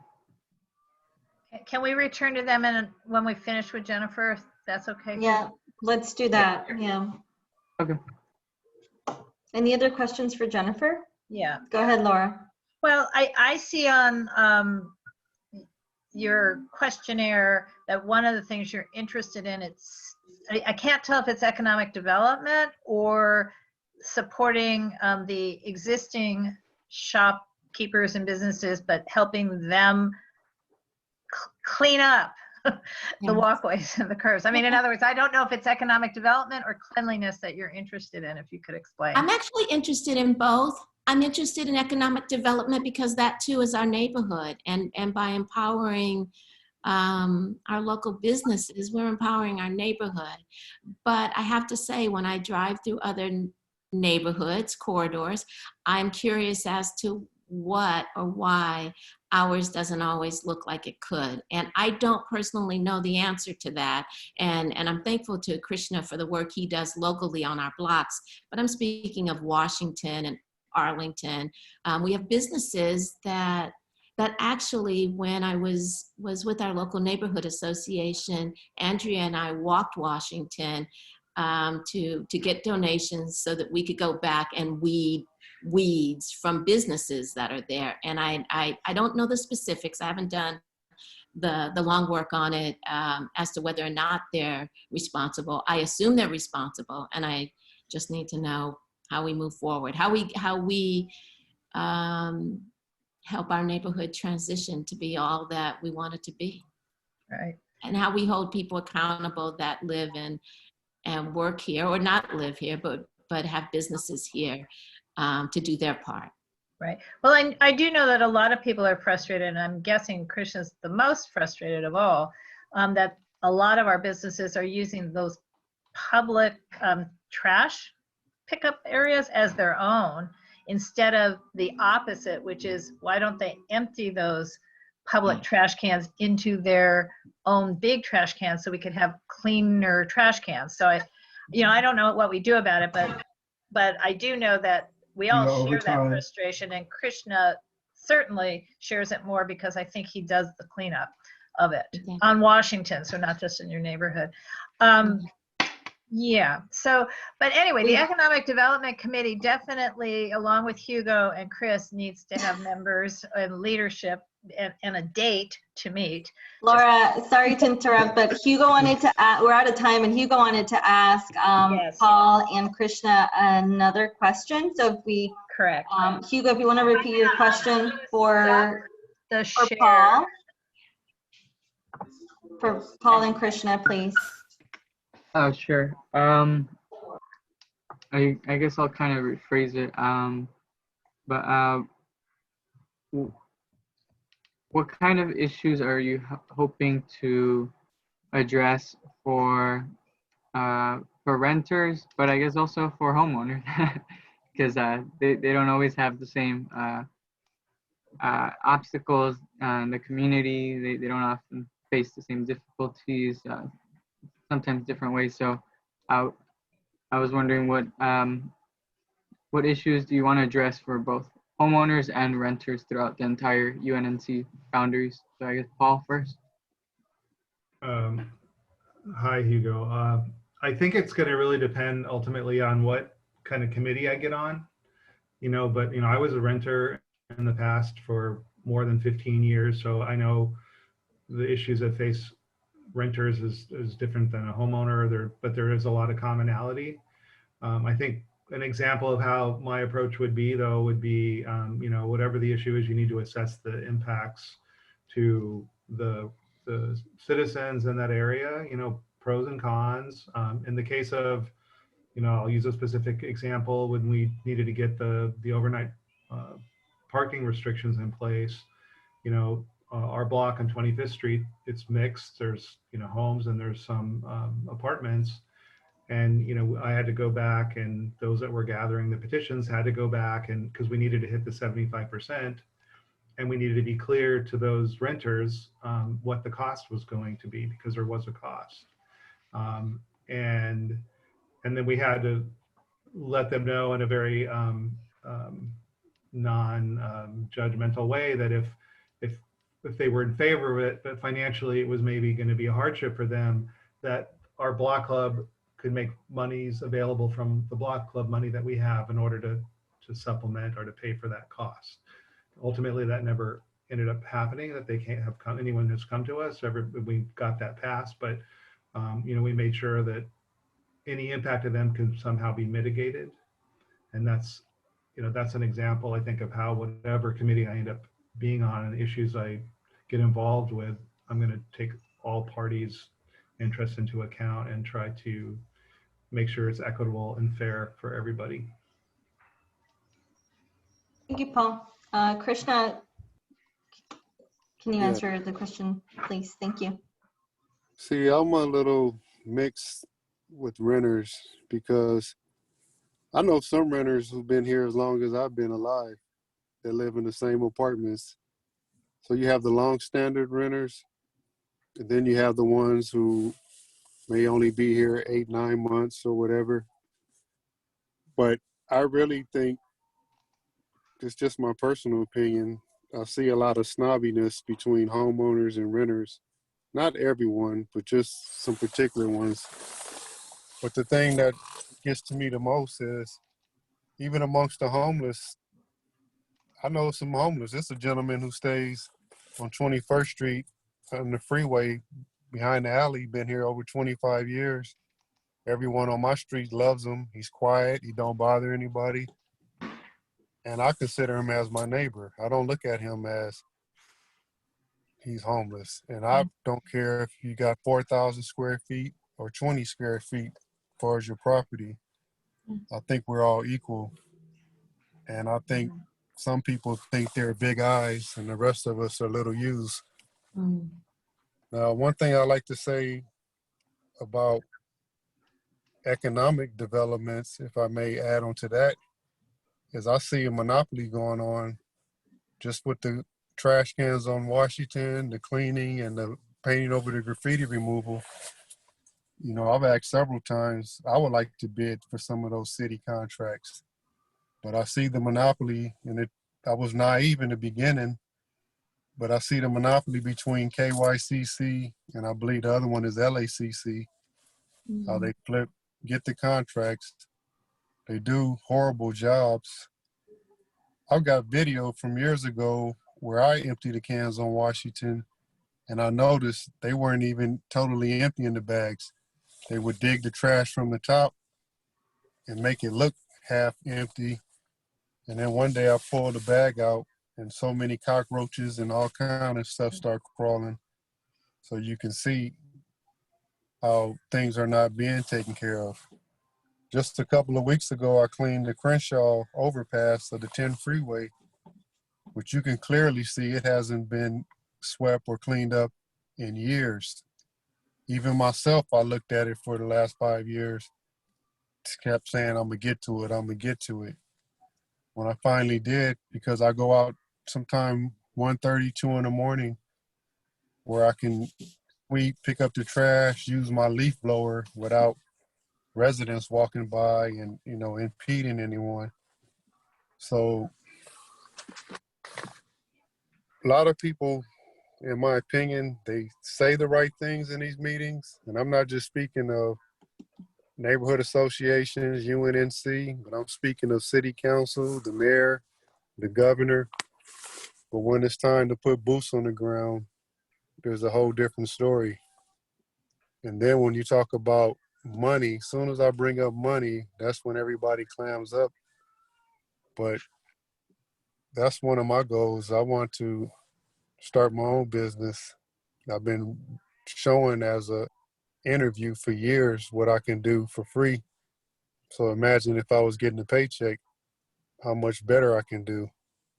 And one more thing I like to add with some of these businesses, because you have homeless people who hang out at these various locations, whether it's Jack in the Box or Starbucks or Crystal, and I'll clean and they will help me. They're not worthless or don't want to work, but you can't give them a rake and shovel and broom because they ain't got nowhere to keep it. They homeless. Madam President, I want to point that out that we are 40 minutes over our scheduled agenda. If we could bring this Wait, session wait, to a wait. close. Just to be fair, Madam Secretary, who's gaveling, but you're right. So we should. I'm sure I took up a lot of the time. Yeah, we should move on to our discussion, and the question, I think. Oh, firstly, thank you, Krishna, for all of the for your thorough answer, and Paul and Jennifer as well. You all did incredibly, and I'm really astonished at how qualified you all are to be on our council. Yep. Even more so than me, I think.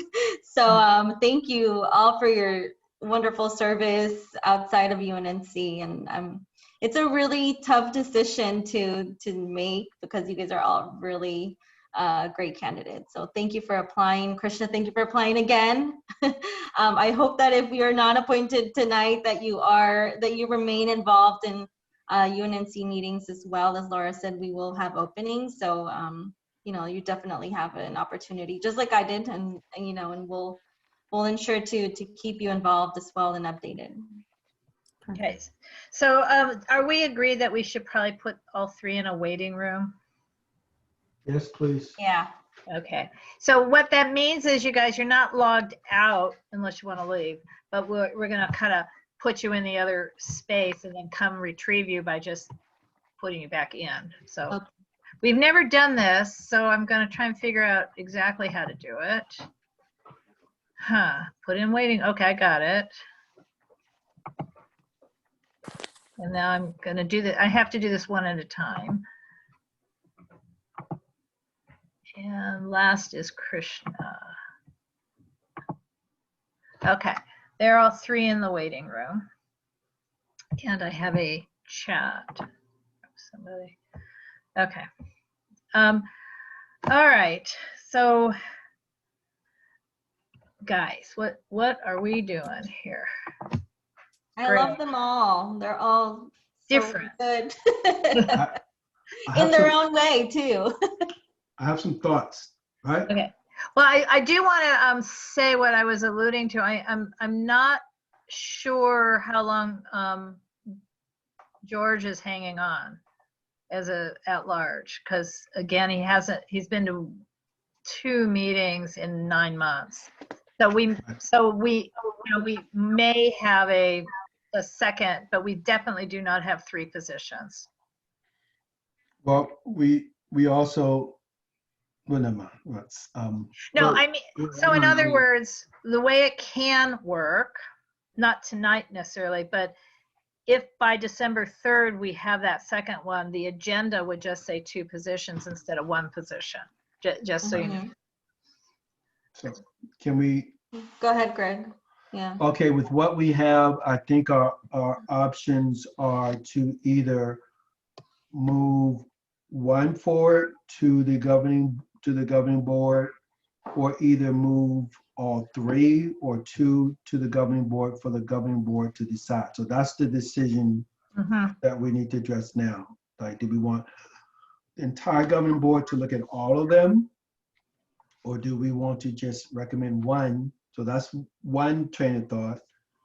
Another train of thought is that if we move 1, that we say to the others that we want them to work on a specific committee. So we stress that we would want them to either chair, if that's possible, chair or work on or lead a committee that we have. So we involve them that way.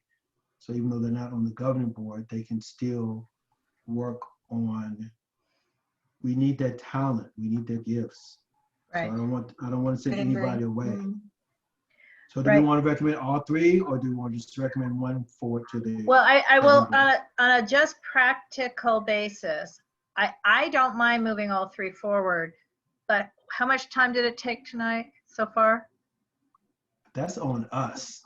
Like No, 30 no, no, no, minutes. no, but it will be longer at governing board because there's more people going to ask questions, even if we who are here tonight ask no further questions, right? Even if That's we all true. agree. That's true. So That's that's true. all I'm saying. I don't mind. I truly don't mind moving all of them forward without a recommendation. Other option is move one recommendation forward if we want to, but allow all three to be interviewed. So it's still a lot of time. You know, in the past, occasionally the executive committee would do these kind of interviews and then move one candidate forward and not allow the board to even interview the others. Yeah. So I'm not sure I never liked that. Okay. Tori, did you have your hand up? Yeah, ahead.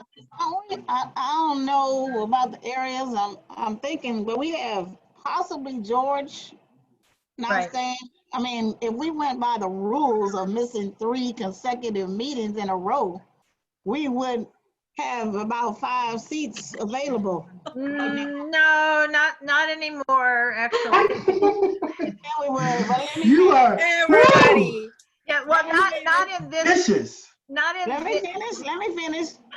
So that was Tracy, Najee, Gavin. Hasn't Gavin left? Yeah, Yes, they're he gone. resigned. No, they're all Gavin gone. resigned. They're Right. gone. But Yeah. that's what I'm saying. Those are the seats that are open. Oh yeah, and George maybe. That's 4 seats. I Well- mean, I know well- I'm not supposed to be voting, but I would say let all 3 of them come. They won't talk as long. Trust me, they won't. Okay, Yes, they there's, will.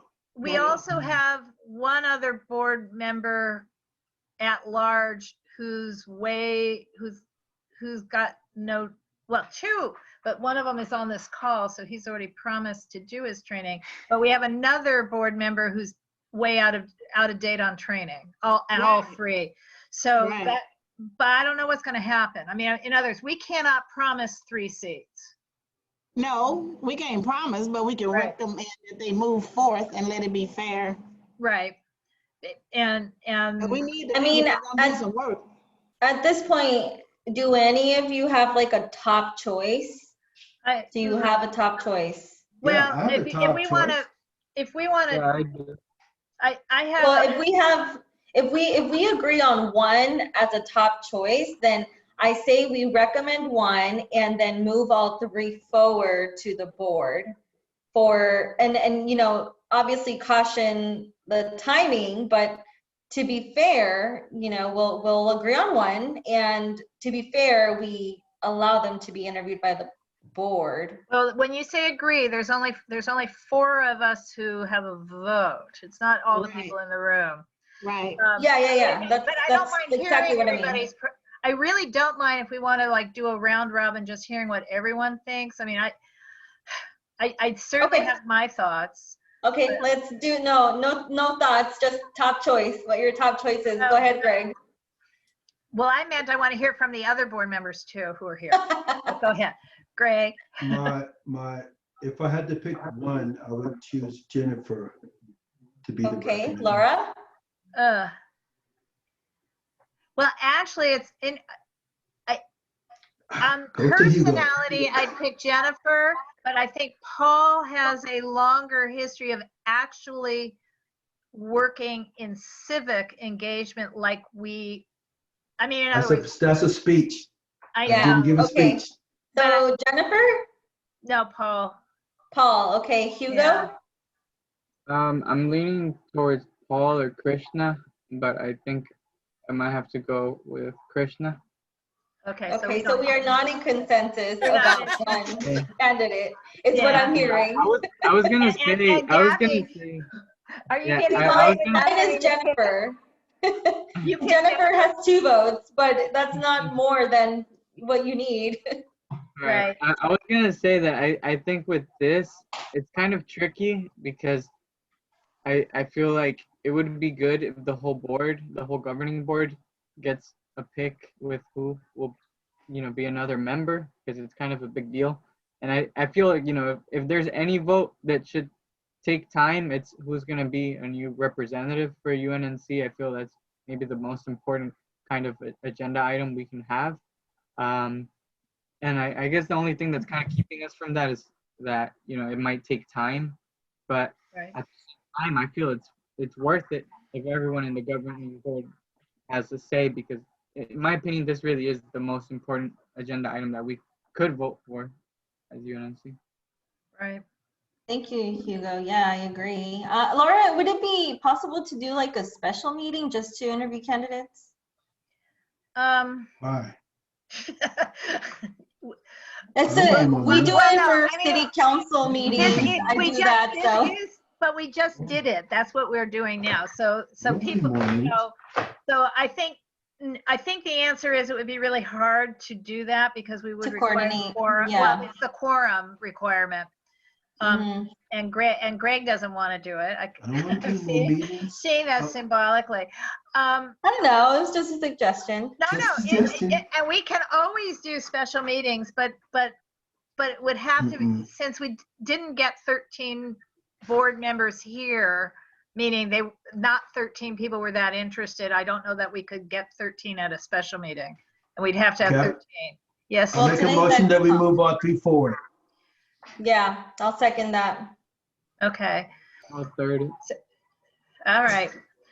Okay, so I'm going to bring them all back in and say we couldn't agree on anything, and we're moving you all forward. No, what am I saying? No, that's not true. What am I saying? That we were so impressed with all 3 that yes, we want all of them to be on. We want all of them to work with us. Yeah. And we want to encourage capacity. them in the meantime to attend other committee meetings that happen to happen before the board. And between now and then, I'm gonna try to get them involved with different committees. Right. Yeah, but that's a good suggestion. Greg, what I'm saying is, since we have several committee meetings that happen between now and then, it's an interesting way to see how committed they might become. Gauge their interest. Go ahead, Tori. Yeah. That's what I was gonna say. I said they have about 4 or 5 meetings that they can attend before the next. Exactly. Yeah. Exactly. Yeah, that's true. So it's just a way. It's just a measure. Right. Bring them back. We make sure that we get them the information. Bring them back so we can go. All righty. They're coming back. Because I wake up at 4 o'clock in the morning, people. Come on. No, they're coming back. I wake Hi, up everybody. At 4 o'clock. We're coming Greg, back. I've been waking up Krishna's at 3. upside down, though. Krishna, you're upside down. Because you stay up all night long in these meetings. You gotta go to sleep. Wait a minute, where'd Jennifer go? She's here. Okay, here she comes. All right, good night. Sorry, I just stepped in the house today. Yeah, no, that's okay. So, actually, this is what we decided. We decided we like all of you, and we're going to move you all 3 forward to the board to have the board, in effect, redo this interview, maybe shorter, but more people, and would like. So, in other words, each of you is so obviously eligible. You've got the right experience, but different from each other. So clearly wanting to be engaged and involved, that, we've basically decided to move all 3 of you forward without a recommendation of one, knowing that we may well have additional seats anyway. But we also would like to encourage you, and I will send you all of the meeting information, to attend 1 or more of the committee meetings that will be happening between then and now. So we have Planning and Zoning tomorrow night, and also on the 2nd of December, we have the Communications Committee on Thursday at 8 o'clock. We have the Homelessness Liaison Committee at 6:30. We have the next week, even though not any of you live in Jefferson Park, but we do have the Jefferson Park Community Safety Committee next Tuesday. So hopefully you can attend 1 or more. They're all by Zoom, so you don't have to travel far. And we're going to do this again on December 3rd. Should we, Anybody else have something to say? Yes, I think we should also send them the list of the different committees so they can Correct. think about them and Right. see what sparks You and their there interest. want to get involved, yeah. Right. Can Right. I ask a question? Sure. I like attaboys, and I've been wondering all this work I've been doing in the community, and I've asked before with several different previous presidents as to why I can't even get a letter from UNNC saying, wow, Krishna, we appreciate you doing X, Y, and Z throughout the community. You know, I've asked her Weston for one for over 10 years, and I finally hemmed them up on Father's Day when they were giving out food at CD10. And I had to pull him to the side and say, look, dude, you on your way out, you term limit out. I said, I don't need no banquet or no big celebration, but you can at least write me a letter. I said, matter of fact, I'll write it myself. And I sent it to Liz Carlin, and she typed it up, and he finally signed it. But, you know, I get a lot of thanks verbally from people every day. Thank you, Krishna. Even people I don't know who don't speak English, they'll give me a nod or whatever. But I notice when it comes to any type of written acknowledgement, it's zero. From Western Heights Association, I've never gotten a thank you card, a gift card, or nothing. And for me, that's kind of hurtful. It might seem to some people, but Krishna, I think if UNNC actually had a Good Neighbor Award program, we could name it after you, but we don't actually have such a program yet, but I would like to. But even individual letters just means a lot to me. Yeah, can we agendize something, Laura, perhaps, or if we need to, or, you know, I certainly don't mind doing that for a resident. Correct. Still active in our community. And let me ask, because if it wasn't communications, Lizzie, was that something we had talked about at outreach? I'm trying to remember, because I feel like we've talked about it at a committee about creating a good neighbor program, but it's not on tonight's agenda. I will say that. And we're being recorded, so I want to be careful not to do, you know, violate the Brown Act. But yes, like we can. Maybe we can add it to outreach then, right, Lizzie? If that's something that we can discuss at your committee meeting. Yes, that is definitely we could add as an agenda item for the next meeting. I believe it's going to be December the 8th. Yes. December 8th. Okay. Yes. Okay. And Krishna should probably get that really info. to name it after Krishna, but I no, yeah. I mean, I don't see why we wouldn't, right? But well, I mean, for any of you who have joined the Kinney Heights Facebook page, because that's neighbors and friends, you would see how much work that Krishna does, because he posts it, but also how appreciative the neighbors are of the work he does. So, and Krishna, I bet you, is it also posted to Western Heights? I don't see the Western Heights. Western Heights, Kent Heights, City Heights. Yeah, but I'm a part of the Kinney Heights, so that's why I see it. Okay, anyway, I hope you don't think that we can't make up our minds, although. We can make up our mind. We did make up our mind. We made up our minds that all three of you should be. And what I'm going to do is send you, truly, I'm going to send you the Zoom links for all of these committee meetings. I don't expect that you're going to be at all of them, but hopefully you'll be at least one or another. Okay. We have more stuff on our agenda. We need to vote on this? What? No, I guess we do. We didn't. What? Do we have to do a motion and a vote? I guess we do. We did the motion and the vote. I mean, the motion. I don't know that we did the vote. Okay. Oops. Did we do? What was the motion? Who seconded it? I think we voted on it already. Okay. Did we vote on it? Let's go down. All in favor, yes. Yes. Well, the motion was to move all three forward. Yes, to the governing board and have another round robin of interviewing at governing board for the governing board members not present tonight to be able to ask questions.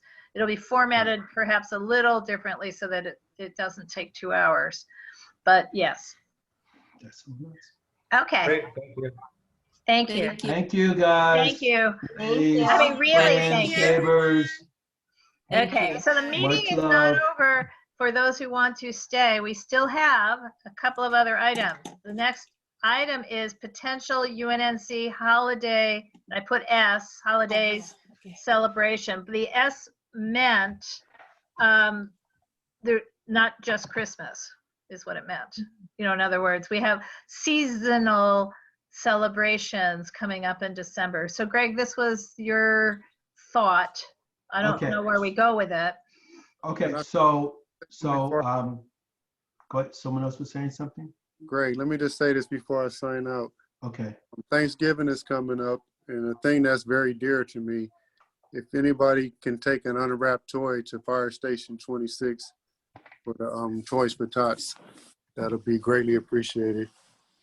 Good night, everyone. Good night, Krishna. Good night. Take Good care, brother. night. Good night, Krishna. That's a good thought to put out there. I'm writing this down, and I'll just so I remember to follow it up. I'm writing it in the chat so everyone remembers to follow Okay. it up. Okay, so I am aware that our communication committee is working on some items for our holiday celebration, holiday season celebration. One item that came up from the Avenues meeting was that all of the different groups, neighborhood councils could contribute to a cookbook by contributing a recipe, one of their favorite holiday recipes. And then what we would do is we would compile that into a UNNC cookbook and then distribute that. Now, it may just be virtual, or it may be actually bound. If you could take pictures of that thing that you cooked, that would be good. And then on a set date that we would have to decide on together, that we would bring all of the neighborhood councils together in a meeting, and then we could show your favorite eggnog drink and then the recipe in the book, and or your favorite turkey, or Gabby's famous holiday stuffing, or Laura's cranberry I cannot sauce with cook, pecans in it. unfortunately. Yeah. Or I can't cook anything. Okay. Oh no. Okay. I'll serve pancakes for Christmas All because right, that's what I know how pancakes. to make well. Or Greg's collard greens, so Okay. so that's a thought of just putting that out there, and then coming together at a set date with all the neighborhood councils and just celebrating that way. In addition to whatever else communication committee is working on. Yes, that was it. That's my presentation on that. Right. So, and I think you mean neighborhood associations, right? Not all the neighborhood councils in South LA. You mean everyone in UNNC. So all Or the the block Western, clubs, all the block neighborhood clubs, groups. etc. Yeah. So the thing is, Donna Jones, who's the one who floated the idea, then told me afterwards that she meant it's an Avenues project, not a UNNC project. So some negotiation to be had if we were to do this. But Jeff Camp had volunteered to be the designer compiler person. Right.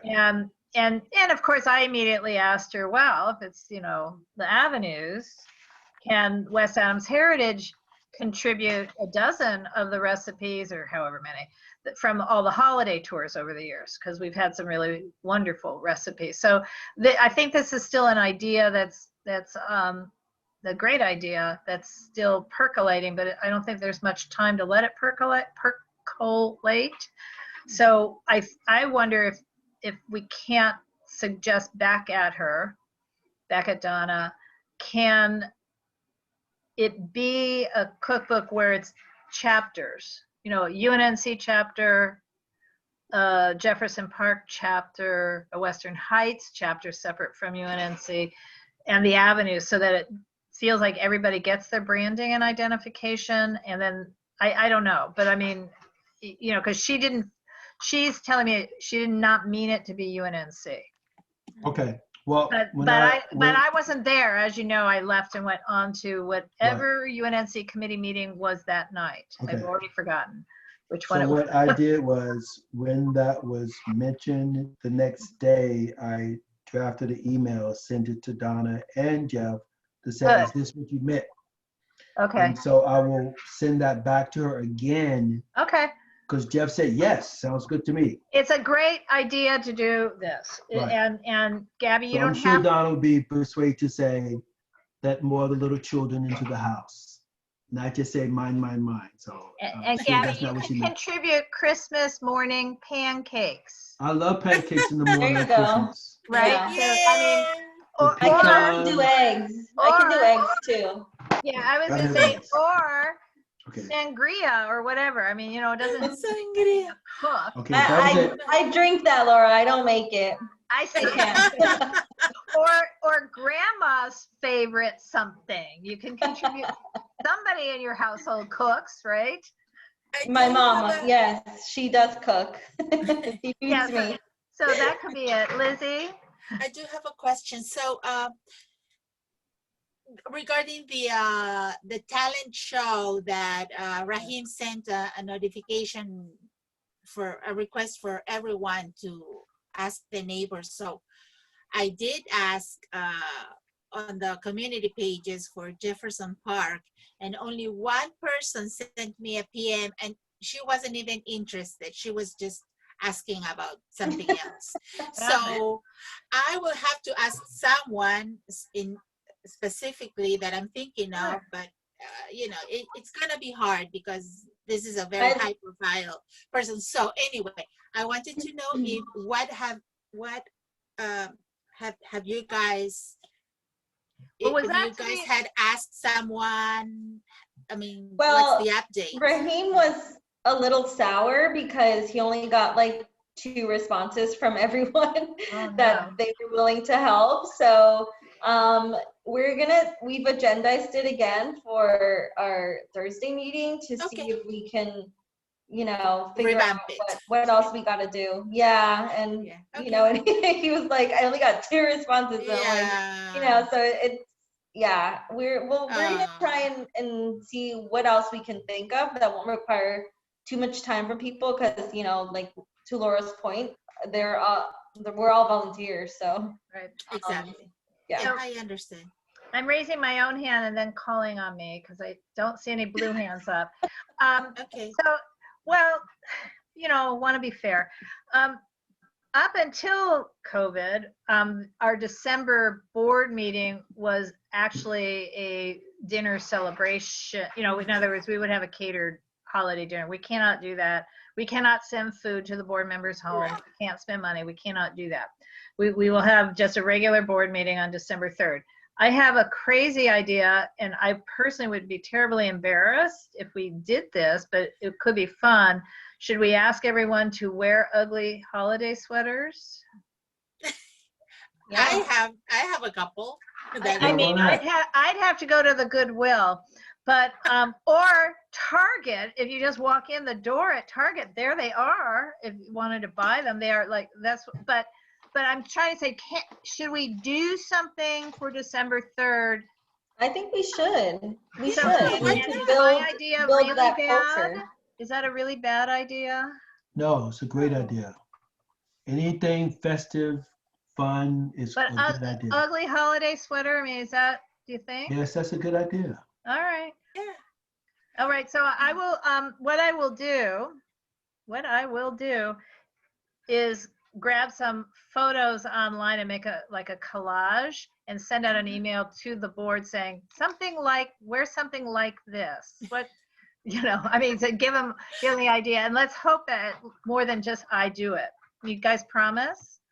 At least all 4. Yeah, I'll be wearing mine. Sure. My ugly sweaters have won Culver City Award, so Okay.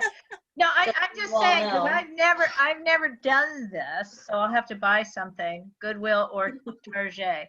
But Go to Goodwill. They have them.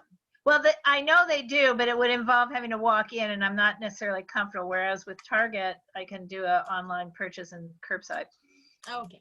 Greg, COVID compliant purchase. Yes, Greg.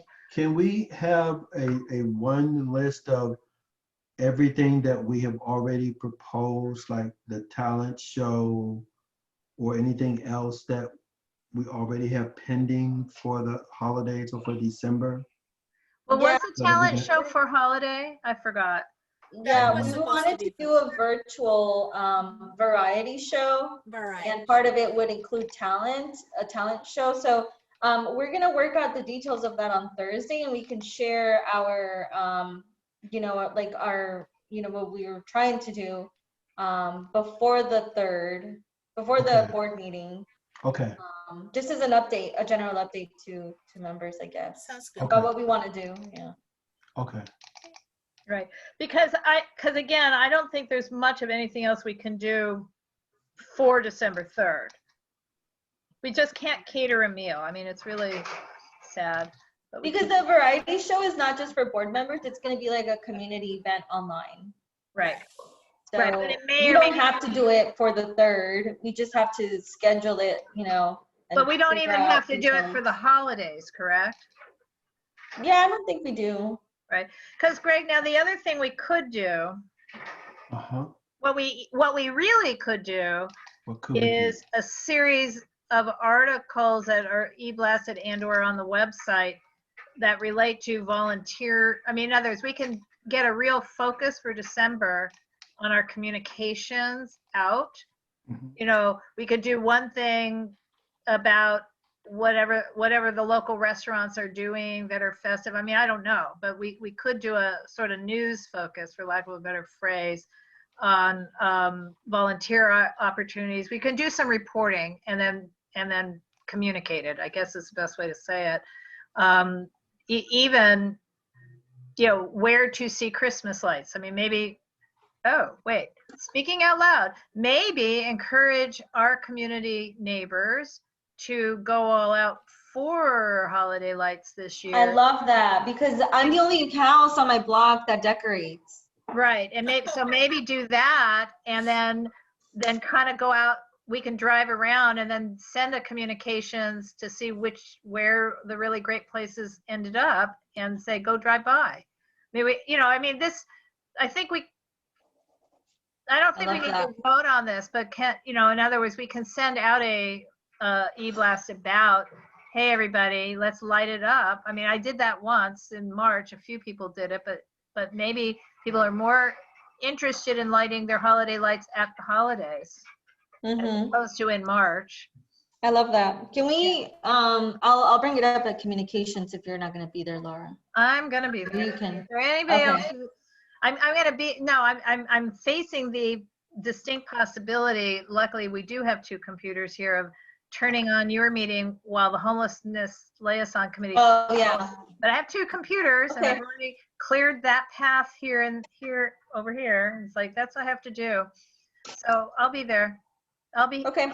Well, we can talk about it a little more then on Thursday. I have to drop off. We don't lose quorum, right? I don't know, but let's see what else do we need to do on this agenda.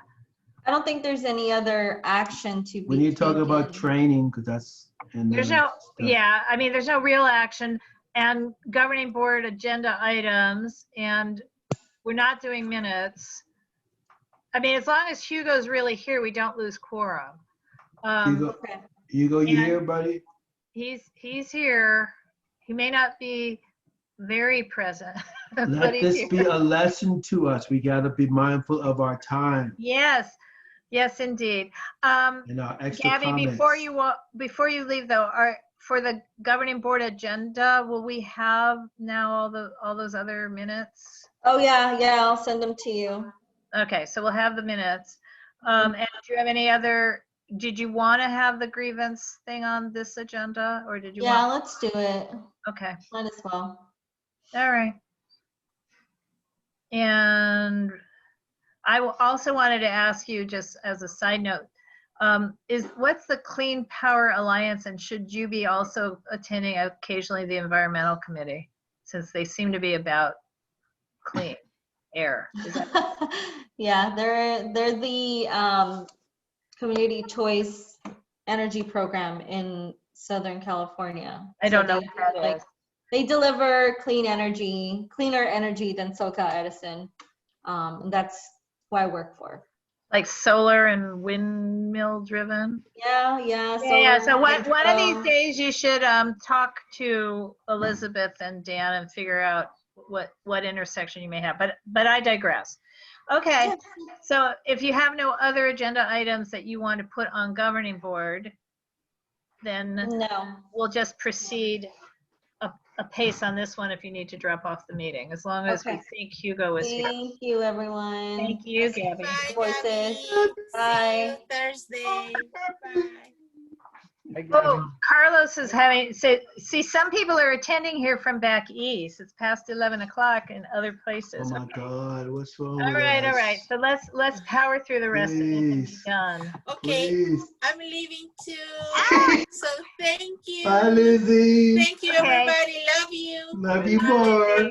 Love you first. Bye. Guys, Bye. yeah, I'm gonna take off. It's like past 11 o'clock my Bye, time. Carlos. Bye, Carlos. See you, brother. Be good to yourself, man. Thank you. And Greg, I sent you an email. Yeah, I responded. Thank you. I sent it to Kyle because we need to get him involved. Great. Thank you, sir. You guys I'll have a call good him one. also. Bye-bye. Okay. Okay.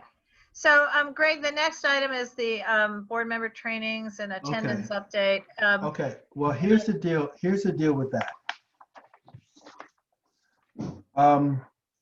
One of the issue, I can pull up the list, but I don't know if You don't need to. Okay, so here's if we cannot fix Carlos's training, and if we can't fix Isaiah's training, then both of them may be suspended.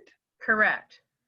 So I will do my best to work on getting them up to speed and talking to them. Right. On John, I just need to get him to do the funding training, so he'll be. Yeah, so he won't be, the suspension only seems to happen for some reason on the code of conduct. Yeah, for the code of conduct. Yeah. Yes. Yeah, so John is okay. He just can't vote on anything financial. Correct. And then Chris, I misspoke last week when I said that Chris could vote. Where's she at? Well, I just feel at this point, they're never going to resolve her old, ethics. She's going to fight that issue. Pardon?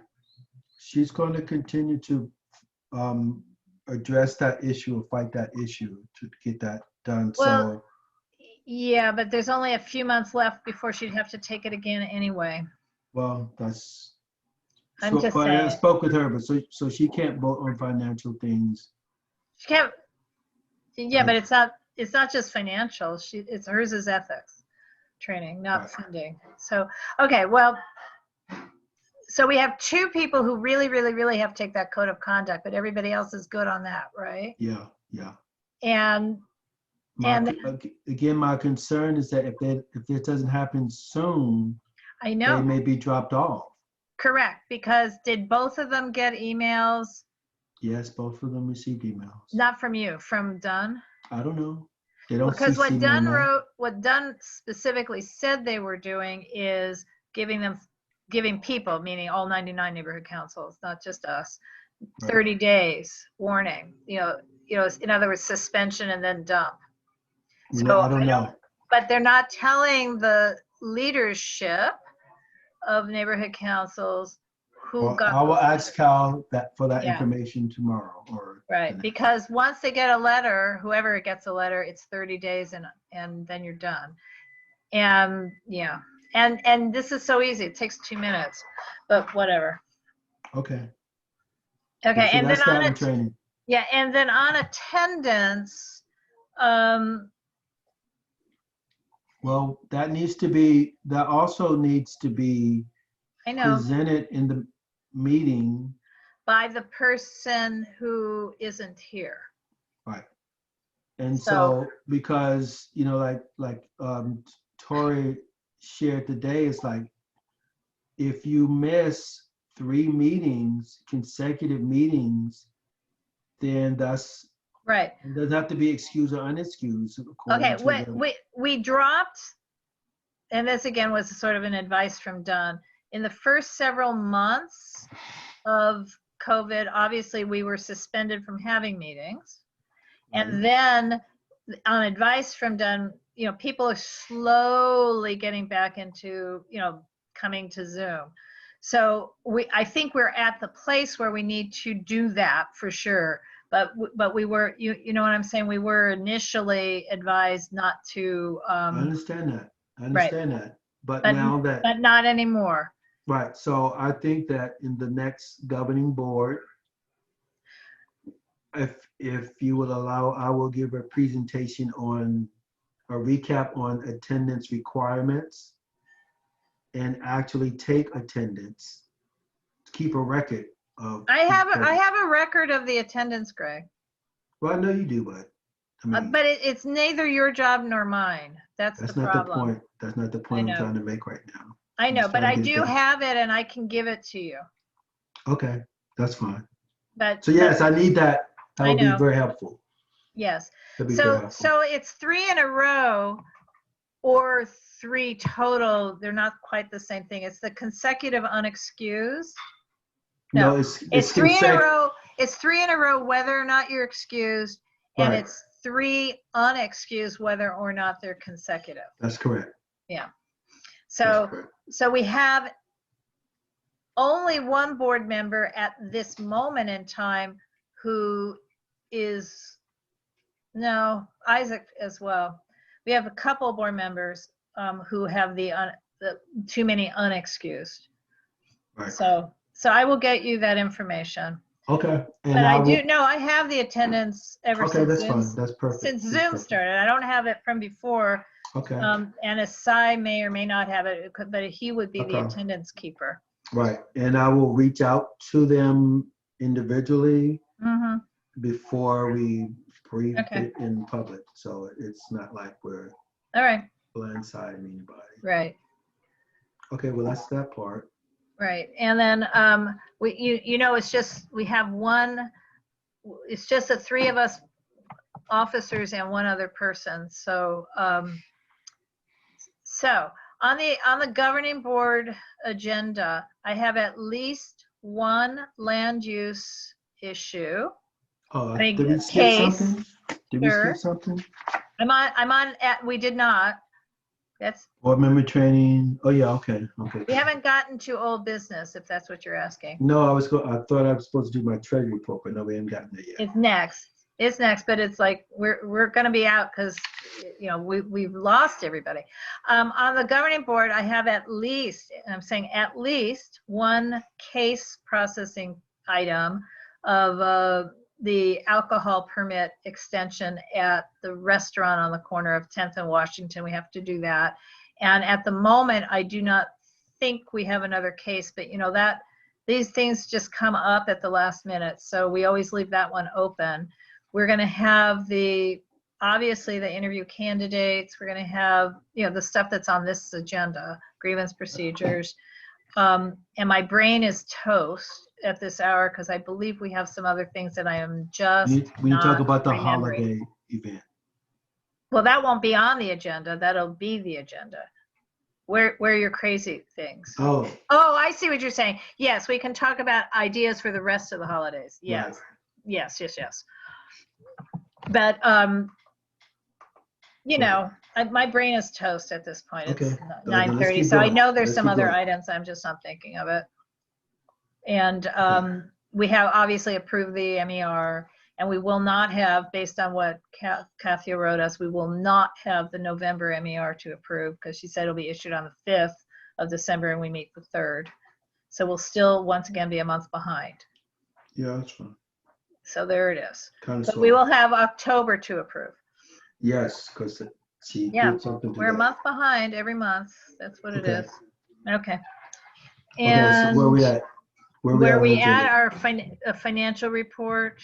Okay, so I'm not going to, it's showing, well, do you want me to show it or it's just? Nah, Okay, so we have some pending stuff like Ann's payment, the grant has been approved, some credit card stuff is being processed.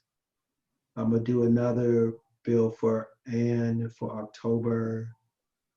And that's it. On the issue of if we want a storage place, that's administrative, and we don't need to get approval, but they may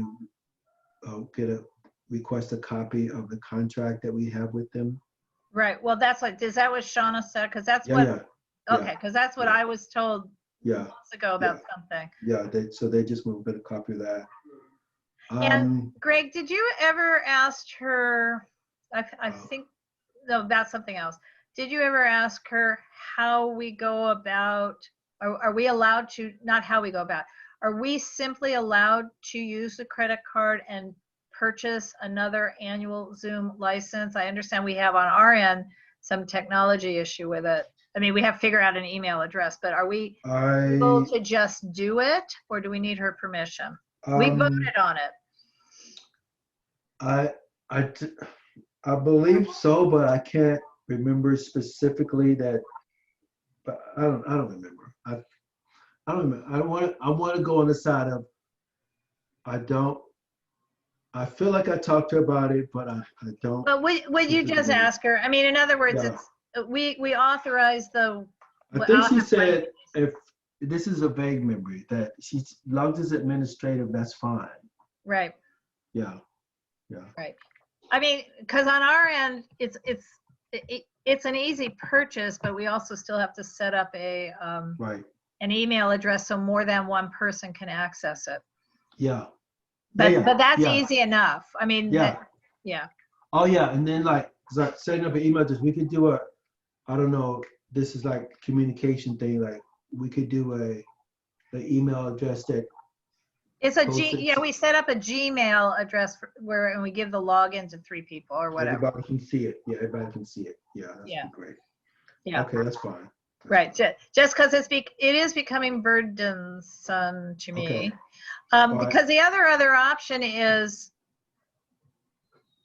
I had thought Asai was just going to get a free license. I can always assign a different host, but they have to have a license. They don't have to have a paid license. They have to have a license. Right. But at the moment, I'm just kind of stuck. I don't mind the part about setting them all up, but I'd like to occasionally not have to come back at 3 hours later to turn the meeting off. Okay. If I'm saying that right. So, I'm enjoying going to all these committee meetings because I'm learning much more about UNNC than I ever knew.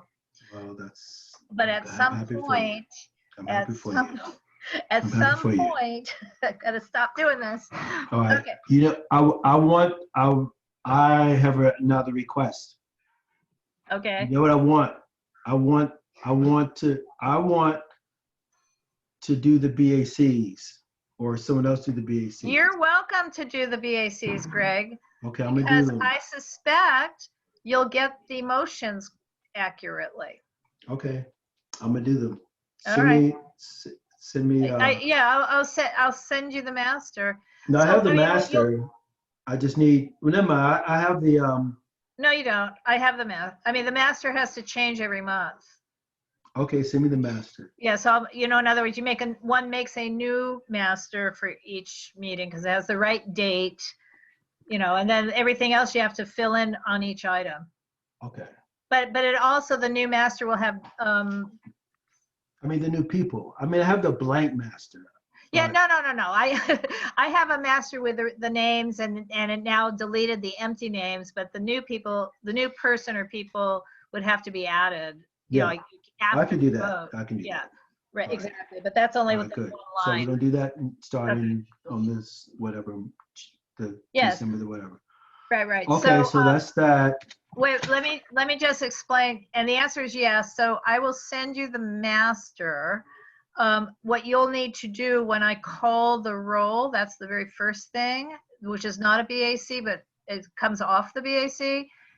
What you'll do on the absences is you'll X them in on your master and then save it as each item. So you don't have to keep putting absent. But knowing that there are times when people leave the meeting for 10 minutes and they're absent for the vote. So, but yeah. Okay. So we've kind of digressed all the way to old business by accident. No secretary report, community updates because everybody's gone. Everybody's gone. So for the neighborhood purpose grant, yes. What's the name of the company? Ignite or Ignite something or other, yeah. Ignite. Okay, so my concern is that she's sharing a fundraising flyer, and I'm a little bit concerned that yes, we will advertise the event, and yes, we gave money, but I don't think that we should be advertising fundraising events or other events, even if it's in support of the main event, because. Oh, did she give you the sample of the flyer that I just didn't download and look at? No, she sent me the flyer for the yoga stuff. Did I just fail to look at it? No, well, it's for the yoga stuff. That's a fundraising event. I don't think we should have anything to do with that. Right. I'm not disagreeing. But I'm sorry. Did you send me the flyer? And I'm asking you, did I just fail to not look at it? No, I didn't send the flyer. I just got it. Well, hold up. Okay, because it's late. I think I forwarded the flyer with the email. But the flyers to me is not the point. The point to me is I don't think that we should have mission creep of supporting events that's supporting the event, the main event.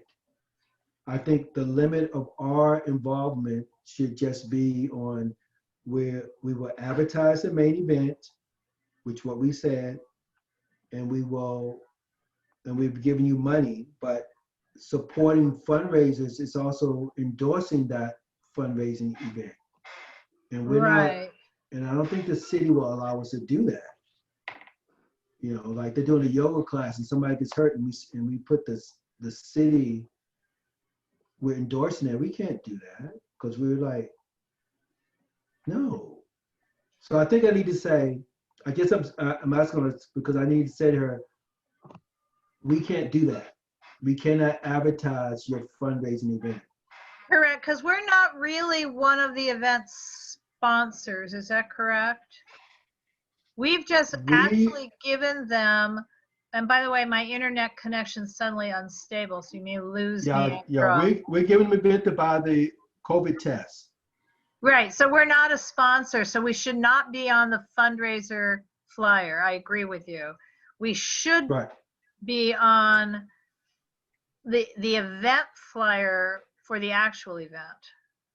That's why which is not this. This is not it. Right, I agree. If you would. Yeah. Okay. I'll make that clear to her. Right. But I mean, I want to be nice about it, but I'm like, no, we can't. Absolutely. We want to be nice to everybody. We want them to join our committee. No, we want them to join our committees when her event is over. Why doesn't she get involved with UNNC on a broader basis? I mean, I'm going to get her to join us. Right. I have a question. Yes. Yes, you guys. One of you will say somebody. Come on, why are you so silent? Sorry about that. Would we be able to have an event like that, but within UNNC's boundaries? Because I don't know if maybe it's just irrelevant at this point, but that was kind of my thing. I kind of wanted to have an event like that, but in UNNC's boundaries where we can kind of have more assurance that the people in our boundaries you know, will get attended in the way that they want, and with that event, I'd be happy to support it if, you know, there was another one but that took place here and I don't know what you both think about it. Well, we already voted on it. So, Yeah. so Here's no, what I but think it's about on the edge of our boundaries. Another event. No, I don't want to do another event. This is what I think about in kind of broad brushstrokes. I think this organization is punting so that they can continue to have their, MLK Day of Service in a way that works for our COVID pandemic. And I support the punting. And if it had been not COVID testing, but a day of service that Holman, who is right here in, about 500 feet from where I'm sitting, Holman Church, is one of their co-sponsors. It would have been a no-brainer if it was their normal event. So that's why I supported it, because they're punting to try and do something in the middle of a pandemic.